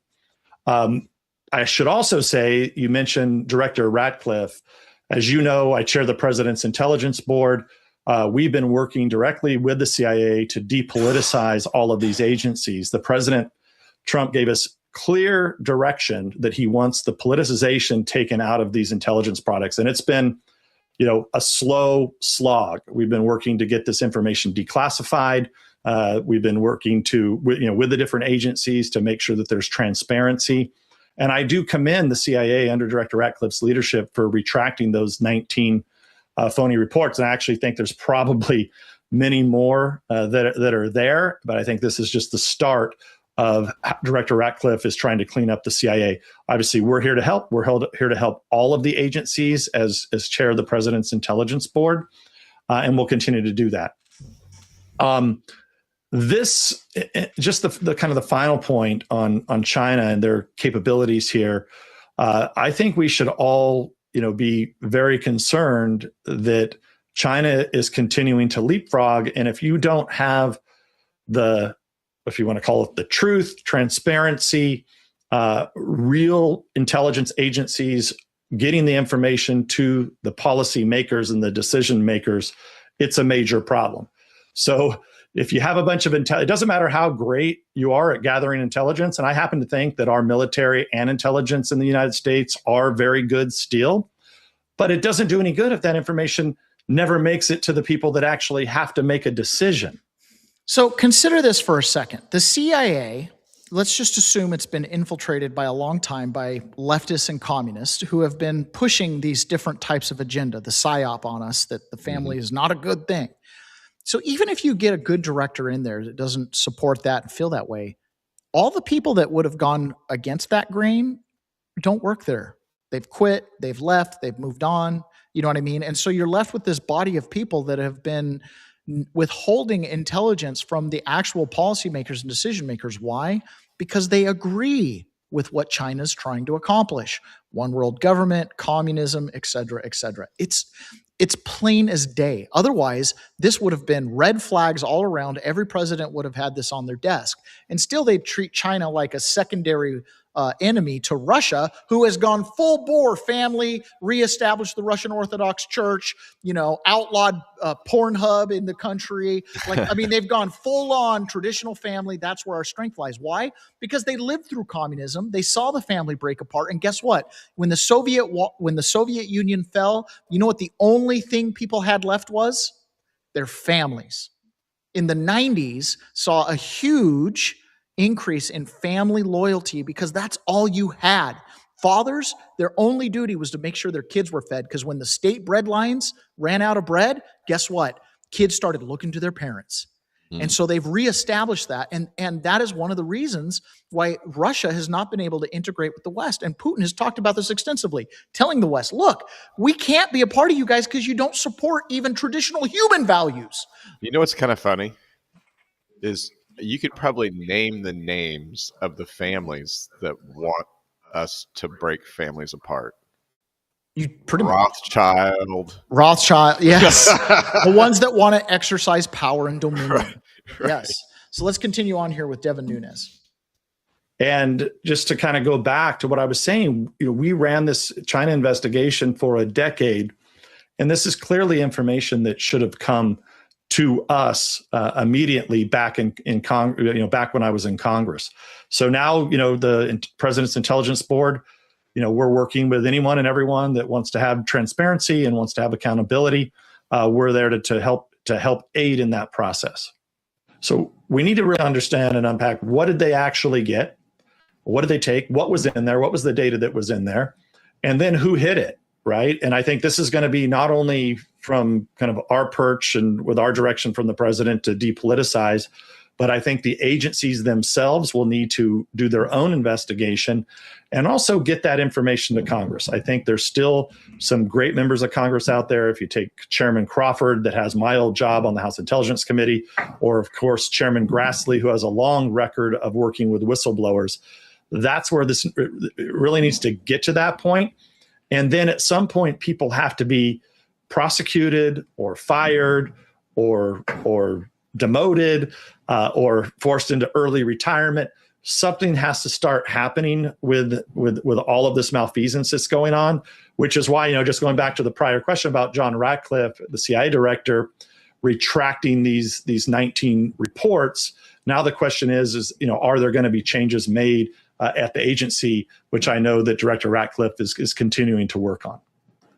The first thing that comes to my mind, John, is if you think back to that time period, you had a almost correlated kind of parallel efforts at that time, and I don't know that they were working together or not, but it was really in that same time frame. So if you remember, this is that time that the chairman of the Joint Chiefs, Milley, I believe this was in 2020. Remember, he did that weird thing where he picked up the phone and called somebody over in China that said, don't listen to President Trump. And I'm just wondering if this is if these are related or not. But I think, we need to look at what this ombudsman had to say. The committees, everybody needs to kind of take get all the facts first, follow those facts, but then make sure people are held accountable. And I would just look at whether or not these are related, because the timing is quite similar, where you probably had multiple agencies coordinating together to not give the president information. At its core, and this is something you can never, ever, ever discount, is the ideology, right? Communists have an ideology. You just heard the governor's wife from California. That's expressing an ideology. People act out what they truly believe. The American ideology is life, liberty, and pursuit of happiness. What is the communist ideology, right? It's completely different. And so when you see stuff like that, where Mark Milley's like, just ignore the president, he's aligning himself with China. So does Mark Milley's ideology line up with China? It was Mark Milley who said, I want to understand I want to understand white guilt or white privilege or whatever, and he acknowledged it. And this is nonsense. And so that is very interesting, though, bringing that back up, that little message that Mark Milley, did over there to China, said, don't listen to Trump. Isn't that a tell that Trump's not read in and he's not part of the plan that's dealing with China? I mean, come on, people. it's not that he's not read in. Yeah, he opposes whatever China stands for, but Mark Milley doesn't. Right. So is it in America, because we're so bent on life, liberty, pursuit of happiness, and pursuit of happiness oftentimes making a bunch of money, we just assume these guys are all bought off. Not necessarily. Sometimes these guys have a real ideological, theological belief system that runs contrary to the American way of life, which is why they align themselves in these weird ways. Like, Mark Milley, the CIA, they have to investigate themselves. The same guys who wrote the report saying trad women and, the family is a bad thing and promotes violent extremism. Those guys, they gotta tell on themselves. I don't think so. Right? No way. John Solomon was on with Eric Bolling, and he was talking about, again, these ballots and driver's license and stolen identities. And apparently we had a mole inside of China that told us exactly why China was stealing all the voter data and creating driver's licenses and sending them into the United States. Now, here's what we know that may be most Okay. Yep. I gotta share the screen, put it up on the stage. You saw my screen. It's like 4,000 places. I know. Here's what we know that may be most concerning. So these penetrations into the voter databases, the accessing of the voter databases, registration databases in America was detected in early 2020. So February through about June. In July, the Customs Border Protection Agency, Customs Border Protection intercepted a package of tens of thousands of fake driver's licenses. The FBI had a mole inside the Chinese government who said those licenses were sent here to create fake ballots so that more ballots could be cast for Joe Biden in the battleground states and potentially help Joe Biden defeat Donald Trump in the 2020 election. So there is evidence that after the penetrations occurred, China went to active measures, meaning sending driver's licenses in with the hope that they would get ballots during the pandemic, absentee ballots, and be able to vote on behalf of identities that either weren't in the States anymore or were fake identities. Now, the thing here is they create the fake ballots to vote for the candidates to promote their ideology. And because they've penetrated our schools and they've penetrated our churches, a lot of people, it creates this aura of plausible believability. It's plausible that we voted to mutilate our children. It's plausible we voted for a Senate leader in Washington State that says if you can have a kid, then you have the right to choose whatever you want with your life. You know what I mean? It makes the ridiculous seem okay. It makes the ridiculous seem okay because they've imported that ideology, and as long as there's enough people, 1 in 4, 1 in 5, 1 in 6 that will stand up and be like, feminism, abortion for everybody, kids suck. And then your response to that is, man, my neighbors are crazy. Yeah, and the reality is it's like, no, they're not usually. There's just the one wacko that normally couldn't move the needle in an election. But because they're so active, they think that we are going to buy it. So may I ask this just for clarity? So each state holds this data of their own citizens, right? Of their own voters, voter rolls. Did they hack all of them, some of them, many of them? What did they get? We don't know. We don't know because the number of states were redacted and the identity of the states were redacted, and the actual method upon which they accessed each state is redacted. We're asking the CIA Director John Ratcliffe and the Director of National Intelligence Tulsi Gabbard to declassify and release the underlying data. But what we do know is it was multiple states data that was obtained. And someone knows, so each state knows how they were hacked, right? But they don't. I don't think the states even know that they've been penetrated. Wow. That is a very scary thing. We can find no evidence, and we've asked the question, but no one can answer whether any state's been notified. You have senators right now. That begs the question, John. We were talking about Venezuela getting involved, maybe the voting machine hacking. Is it possible China was using Venezuela's technology? And not that the Chinese don't have it. No evidence yet.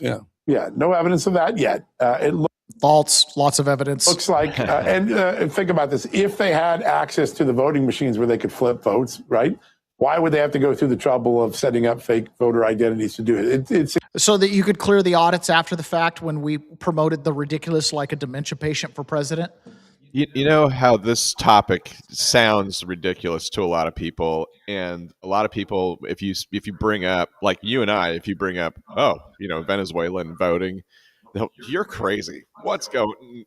The funny thing is that now this is being discussed on the news. And if it has no truth, how did this make it into the news as part of a talking point that you're even talking about at all? That's the thing. John Solomon is way behind the curve here.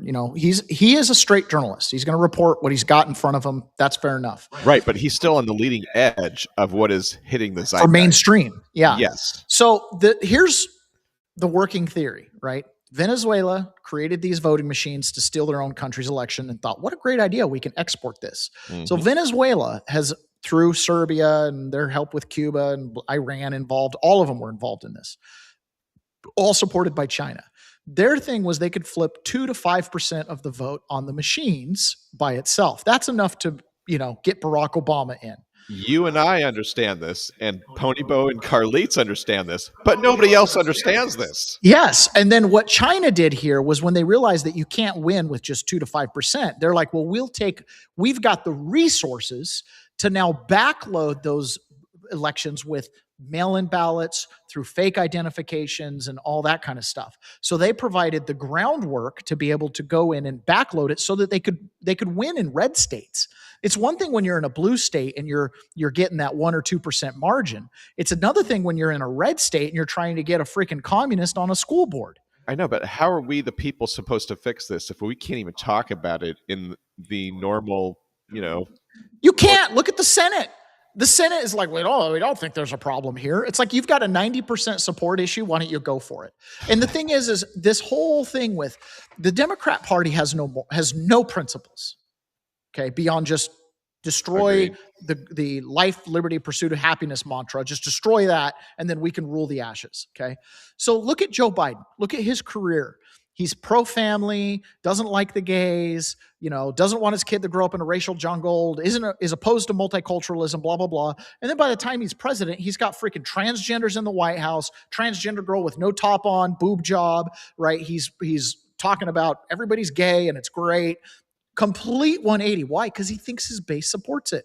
These guys pander to their votes, and when their votes aren't real, they can get drawn farther and farther and farther away. They do whatever they have to for the accumulation of power. It has nothing to do with anything else. So even if they're not read in on it, they think that that's where the agenda's going. Suggests that they maybe don't have access yet to that sort of capability, but they were in a position at least to do what we call old-fashioned ballot box stuffing, something that the Democrats have done for a long time. By the way, there have been races in Connecticut and New Jersey just in the last couple of years overturned because of illegal ballot box stuffing. So it looks like China was going in that direction if the FBI documents are an accurate reflection of what the intelligence community knew. I would love to know if Georgia was one of those. Do we know if Georgia was among them? We don't know the states yet. We do not know. And now that's why I'm working so hard to get the CIA director, the DNI, and others to do this. President Trump should order them to do it. This is really important stuff. And like I said, in Great Britain, when this revelation occurred, it was a matter of national crisis. In America, our intelligence community made it a matter of cover-up. They put their politics before their country, and that is. And when you hear the word politics, think ideology. It's because the people in the CIA and the FBI have for a long time been communists. James Comey was a registered Communist Party member, and then when he got involved in government, he switched to Republican. He was a communist. He said so. John Brennan was also a registered communist and voted for communist candidates. And then he got appointed by Democrats and worked his way up through the ranks. They're communists. My first voter registration was for Republican. Occasionally, I'd cross the line and vote for the other guy, but I've always been a Republican. That was my initial registration, okay? So when these guys have their initial registrations as communists and then they come into government, Comey was appointed by Republicans and Brennan appointed by Democrats, guess what? It's just a takeover. It's just the long march, as Mao said, through the institutions.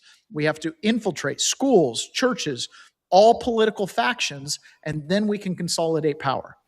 And the thing is this has real world effects. So Nick Shirley out in California, he was exposing all of the hospice care fraud and stuff like that. Mm-hmm. He also took on the challenge of exposing some voter fraud and misregistrations. So he's here knocking on the door of a voter who is 125 years old and has voted 55 times.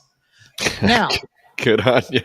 Now, we have been talking about how there's duplicate voter registrations where we have actual duplicate voter registrations. So that's a problem, okay? Now, this is one of those situations where I would say, I think this is a duplicate voter registration. All right, so let's say his name's Virginia. Put it up. She's 125 years old. She's voted over 55 times. And she's okay. All right, so let's say his name's Virginia. She's 125 years old. She's voted over 55 times, and she's active on the voter rolls here in California. Let's see if she's home. Hi, how's it going, sir? Doing good? No, I'm cooking. Oh, okay, well, I'll be quick. I'm just looking for Virginia, 125 years old. 125 years old? Yeah, she's registered to vote at this location right here. Is Virginia here? Yeah, but she ain't no 125 years old. Really? How old is Virginia then? 80. 80? Well, here on the state of California, She's 125 years old, and she's voted in 55 elections. Nope. Is there another Virginia? No, not here. Virginia? 10-4. It's only one in the whole world. Only one in the whole world. Well, I hope she's voting good, because so she's not 125? No. Well, is Virginia doing good at least? So. Well, she's a year younger than me, and I'm 82. Say, go tell Newsom she ain't 125, she's 81. Okay. Awesome, you do that. Have a good one. Do you see what the problem is? Every location we went to inside this video, there's something wrong with the voter rolls. Whether or not the person's 125 years old, it actually doesn't matter. The part that matters is that the information is wrong on the person who's supposed to be voting here inside the United States. And the other locations, people aren't supposed to be living inside of P.O. boxes, yet they are registering to vote out of P.O. boxes, making it impossible to track back who that person is to see who actually cast that vote. This leads to lots of fraud, and everyone should be concerned about the integrity of our elections when people cannot show their own ID when they show up to vote. Duh. Seems pretty obvious. It seems like anybody that's 125 years old, you could just take them off the voter rolls, but they don't. Again, I suspect there's a lot of duplicate ballots going on. So here's Senator Adam Schiff from California. He won California by 2,723,648 votes in 2024. Who's Adam Schiff? The moron, right? The watermelon head, the pinhead, you know, or the watermelon, whatever Trump calls him. Okay, he's my favorite liar. He's one of the worst. He's one of the worst congressmen we have. This guy is. It's actually shocking to me that Democrats even take him seriously because he's just a liar. He's just a liar. But here's the thing. California processed 4,308,269,000 new voter applications between 2022 and 2024. 4 million people. My understanding was California is having an exodus of people. Yeah, it's like that's about the same number that left. So where are the 4 million people that came in? Now you could presume, you know, some kids turned 18 and maybe some people never registered and they got registered. But let's be realistic. After motor voter, if you have a driver's license or any kind of public benefit at all, they'll register they do have for a you. border with Mexico. Okay, so here's the thing. During that time frame, no proof of citizenship was required to register. Okay, so we showed this list before. This is a more complete list. This has all 50 states. So these are duplicate registrations. Total registration transactions received. Oh, Nobody I got to add can see it. that. I got to add it back up here. Okay. There you go. So this is total new registration in that time period. Every single one of these for these states can flip all the elections. All of them. Alabama, 1.3 million. Alaska, 1 million. Arizona, 2.3 million. California, 14 million, right? New valid, and this is the new valid registration. Excuse me, I'm reading the wrong one. Here's the new valid registrations. Okay, so you're going through here. In some cases, Alabama had a 40% increase in their total registered voters in a 2-year period. Oh, boy. No proof of ID to register. Okay. Jeez. American Samoa, 40%. Arizona, 25%. Arkansas, 42%. Some big ones. Idaho, 56%. Idaho, you're next. That's a pretty amazing rock the vote campaign. In 2 years, Idaho has added 181,000 new registrations that are presumed duplicate. Okay. And that's a 56% increase to your voter rolls. The universe of ballots now available to vote in Idaho just increased, which makes sense because when you look at some of the quote unquote Republicans in Idaho that win, they're super far left. They're crazy left. Same thing with Utah. Come down here to Utah and Utah's like, we don't have a problem. Oh, this isn't a complete list. Where's Utah? Well, it's only half the states. Go to the next page. The next page is Adam Schiff. Oh. Anyways, the point is here, this is the problem. Right? We've increased voter rolls in a massive way. And like I said, China is backloading the ballots so they can increase the cheat on the machines. And then they've got these ballots to back it up and hit these audits. And the amount of increase of the voter rolls is stunning. Stunning. 4 million people in California. And again, let's presume Adam Schiff, only got 35% of the vote. Well, you add in all those duplicates, which is about 2 million of the 4 million, and there you go. Adam wins in a runaway election. Like everybody supports him. Yet you go out on the street and talk to people, and you're going to find like 1 in 5 people that think Adam Schiff is the bee's knees. But this is this the same year where Biden won by 20 million votes? Yeah. 20. Well, where'd the 20 million extra votes come from? And by the way, that was 2020. This is 2022 to 2024. Oh, the Republicans were onto them, and so they had to actually they couldn't have another Arizona happen. They couldn't have another Georgia happen. They had to make it look plausibly believable, right? Smear Trump, smear Trump, smear Trump. Everybody comes out of the woodwork to vote for Biden. And then we get what we saw for 4 years. And now the presumption was, let's assume that 20 million people they let in the country, let's assume there was no physical body behind the 20 million extra votes that Biden got over Barack Obama. They did it digitally. They did it with fake mail-in voting. But at some point, you're going to realize, like in these jurisdictions in Pennsylvania, where you had 110% voter turnout, that you're missing some bodies. Yeah. And so they open the border to bring the bodies in to backfill the ballots. China provides faulty driver's licenses. And so this time, when they cheat with the machines and they have the ballots, there's an assumption, well, there's enough people here. So now that Pennsylvania district that was 110% turnout, they throw 50,000 extra ballots or registrations at that county. And now it looks more like that normal 60% high turnout number. Or at least it's possible. Plausible believability. When you don't have checks in the system, when, if it's not even possible, then it can't possibly be plausible. That's the problem. So you have to create the at least the apparatchik behind it to make it look like it's at least possible. So then therefore we can sell it as plausible someday. And that's what it looks like they were trying to do in 2024. We can't have another cyber symposium exposing these ballots. Sure, the guy didn't determine it was dispositive fraud because he wasn't allowed to, right? But at the same time, they couldn't let that happen again. So it's never been adjudicated. Open the border, let the people in, make it look like there's enough people here to fill in this universe of ballots that we created, and then continue to add. So this is Patrick Byrne. He was on with Joel Altman. And they were talking about these Dominion machines and how they're all of these Dominion machines, they connect to Huawei servers. Now, Huawei isn't even allowed in the United States. You can't even get a Huawei phone if you wanted to. You'd have to buy it on the black market. Okay. They're not even allowed in the United States for personal or commercial use.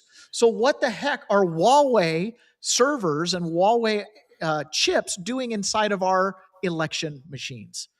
I got to click the button to share the screen, and then I got to go over to this other screen and click play.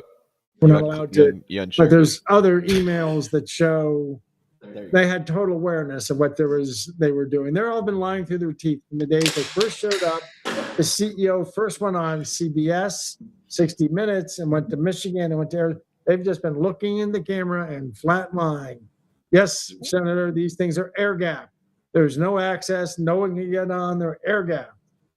Remember, that's what they were saying. Well, they're not connected. No internet connectivity. And that leads me back to just putting it all together, just putting all the pieces together.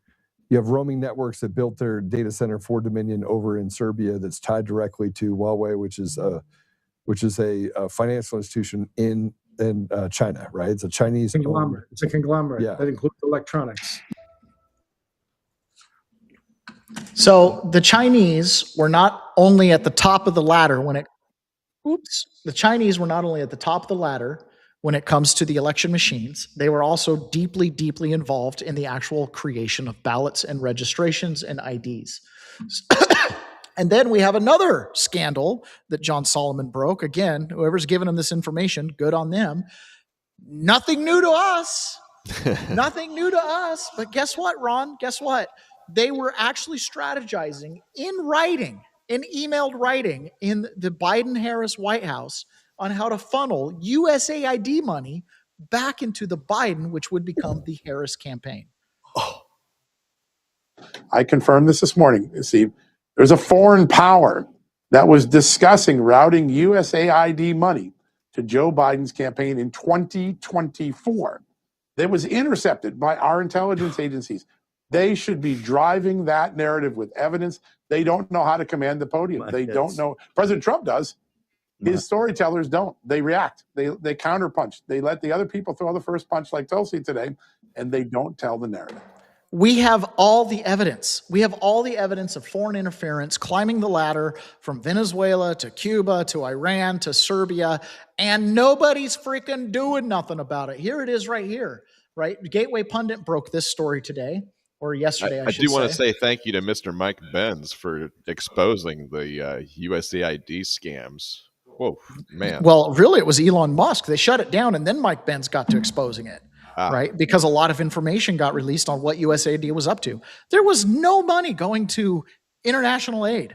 It was all going to payoffs, foreign bribes. And as Burkhart said, you're going to find a paper trail of that money coming. What camera? Ron, you switched cameras to me. You got into your old habits. Put your camera back on 2. Oh. Ron went into autopilot. I started talking and he hit my button and he put me on double camera. He had the camera pointing at my camera there. Did you see that? I was like, why am I staring at my camera on my camera? Okay. So this right here is Chris. This was an FBI. This actually, again, Christopher Wray and Chris Krebs lied to the American public for 6 years. They knew Iranians, as well as the Chinese, probably working in conjunction, breached U.S. election systems in 2020, stole at least 100,000 identities, then posted a video online of the stolen data being used to create UOC AVA ballots. And they did this, right? They did it all. So the Iranians are involved. So again, if you're going to mess with our elections, that's life or death. That's life or death for us. What's happening here? You still got nothing. Is that because I'm not primary? Yeah, I was just. All right, there we go. Fixed it. There Okay. I didn't know I could just do what I just did there. Okay, so Trump posted this yesterday. This is called. Do you remember us talking about Hammer and Scorecard? Yeah. Okay, so Hammer and Scorecard, there was a minute there where we thought this was debunked, mainly because the government was telling us it was debunked, but Trump posted this. Maria Zack testified about the stolen 2020 election operation connected to Obama when he diverted $400 million from the infamous Palace of Cash in Iran, funneling through the Dubai industry operatives in Italy and Merrill Lynch, close your accounts there if you have them, in Geneva, Switzerland. In return, Italian officials at Leonardo SPA used military satellites to help hack U.S. voting machines, flipping votes from Trump to Biden using CIA-developed tools like Hammer and Scorecard, along with numerous other methods of fraud and manipulation. China reportedly coordinated the whole operation, providing the tech backbone and bribes to corrupt Americans. The CIA oversaw it. The FBI covered it up, all to install Biden as a puppet. This is the global election fraud cartel and the real threat against American democracy and to the rest of the world. Trump posted this. The thing about Trump is he doesn't share the classified information. The things he knows, he doesn't share. He's been criticized about, being flippant with classified information in the past. So he avoids that. So he posts stuff like that, right? Which is basically telling you what they've known for a long time. And it always comes back to this. It always comes back to this. And we'll kind of get, I had a huge show prep today. And I don't know if we're going to be able to get to even all of it. Comes back to what Alexander Solzhenitsyn said. I'll share it. We know they are lying. Sorry. We know they are lying. They know they are lying. They know we know they are lying. We know they are lying, but they are still lying anyways. Mm-hmm. They're still lying anyways. This quote is very interesting because it seems I was just talking to somebody about this, and what I came down to was they're going to keep lying to us as long as we let them keep lying to us. And that's just going to be the way it is. It's just going to keep going on. Yeah. And there's no way to hold them accountable if we have 4 million extra ballots in California. Every single Republican in the state could show up to vote and you still might lose. Yes. Washington State, every single Republican could show up to vote. You still might lose. Mm-hmm. If they've got 25% idiots that just vote blue no matter who, plus another 25% duplicated ballots, they're at 50%. Mm-hmm. And if every state has similar, who knows what's going on. I watched it happen in Missouri. We watched it just happen in Boca Raton. The Republicans split their vote. right, with 2 candidates, these jungle primaries, stuff like that, and the Democrats end up squeaking in with 30% of the vote. Mm-hmm. Imagine if you did just have the square off. You think China can't throw in an extra couple hundred votes to get it? You know what I'm saying? Like that's what happens here.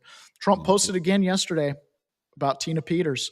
Free Tina Peters, a 73-year-old woman with cancer, given a 9-year death sentence in Colorado prison by Democrat Governor Jared Polis and a corrupt political machine for exposing fraud by the Democrats during the 2020 presidential election. Again, free Tina Peters. It's tragic what's happening to her, and I sympathize greatly because I was part of that. Melissa Slotkin. Do you know who Melissa Slotkin is? Not really, but I know the name. She's one of the seditious 6. Oh, yeah. I know who she is now. Yeah. She's one of the seditious 6, and she told military members to defy lawful orders or defy unlawful orders. Just like Mr. Kelly. Technically, all orders given in the military are presumed lawful. You have to execute and then deal with it after the fact. Otherwise, you're charged with not following an order, even if it was unlawful. Okay. Duh. So she's all big, mad, upset about the election because she's with us saying that the elections can be stolen. What? Yeah, I know. Crazy. But the problem is she doesn't recognize that they've been stealing him for a long time. Now she's really worried that Republicans are going to steal it. Oh. 2020 election. Ma'am, we know that President Joe Biden was sworn into office. He was the president for the last 4 years. But I do believe my job as Department of Homeland Security Secretary will be to make sure that we assure that the elections are fair and people can trust them. Does the federal government run the elections process, or do states? It's very clear in the Constitution that the states control state elections, and then there is some federal oversight that's on it, but the federal government can set some standards. So if you're talking about the Save American Act, requiring you, which is within the Constitution, by the way, requiring individuals to be citizens of the United States. Who won the 2020 election? Oh, I got the wrong clip. She goes on to say, I just want someone to say the election will be free and fair. It's like, well, you're never going to get anyone on the Republican side to say that until you pass the Save America Act, right? And she's like, there's just no assurances that the Republicans aren't going to try to steal the 2026 election. She is saying out loud what the big concern is. This is Mark Warner in Tulsi Gabbard's hearing yesterday, and he had Kash Patel and Ratcliffe all there. And what did Tulsi Gabbard get herself involved with a couple months ago? The ballots down in Georgia. She showed up at that when they were collecting the ballots. So he's grilling her about this. And this is what John Solomon was saying.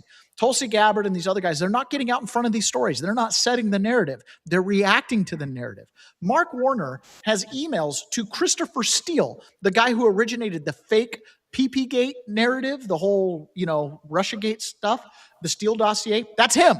He's emailing him, sending him messages, not emails, text messages saying, let's meet in person. We don't want to leave a paper trail. He knew that it was all falsified information. He was on the Intelligence Committee, and he had this to say to Tulsi Gabbard, asking her, why were you collecting those ballots?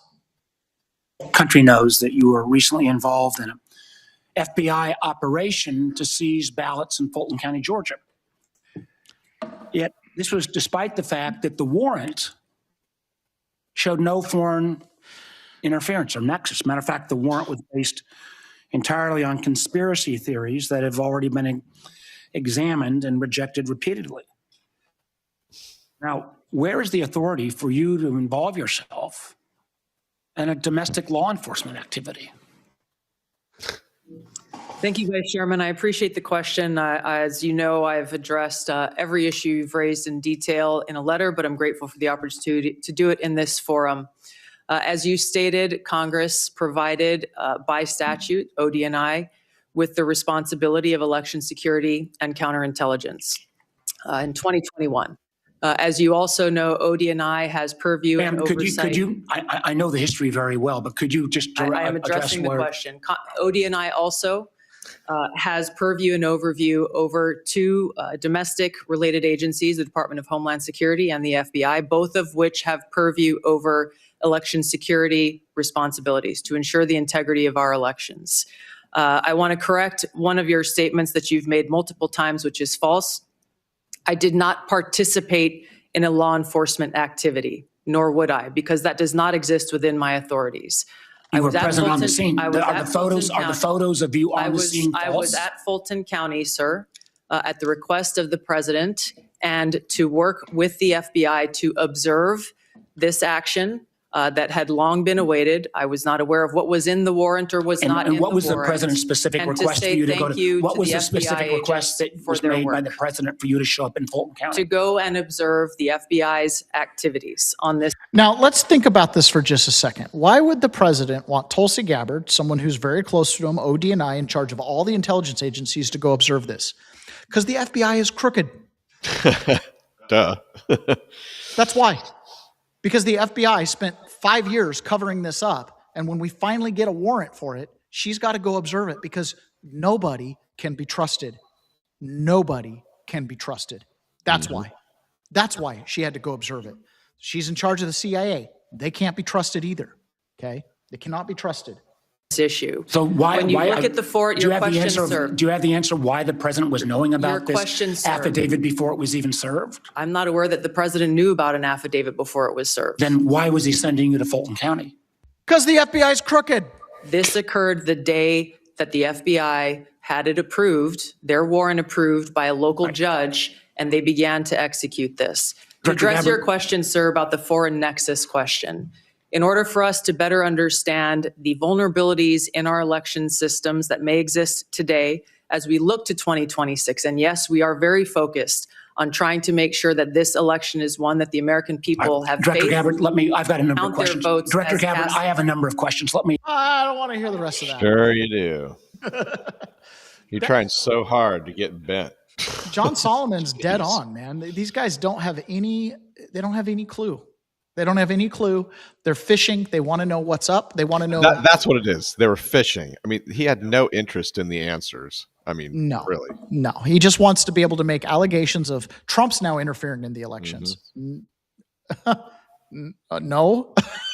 It's like, All right, guys, we've reached over 2 hours. We are going to jump over to a private, and we're going to talk about this Joe Kent debacle. There were some other things that happened yesterday that we're just going to skip over. Mark Wayne Mullen started his confirmation hearing. You saw one little clip with him responding about the elections.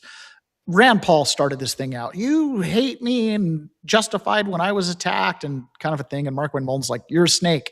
You work harder against the Republicans than against the Democrats. So I actually watched that one yesterday.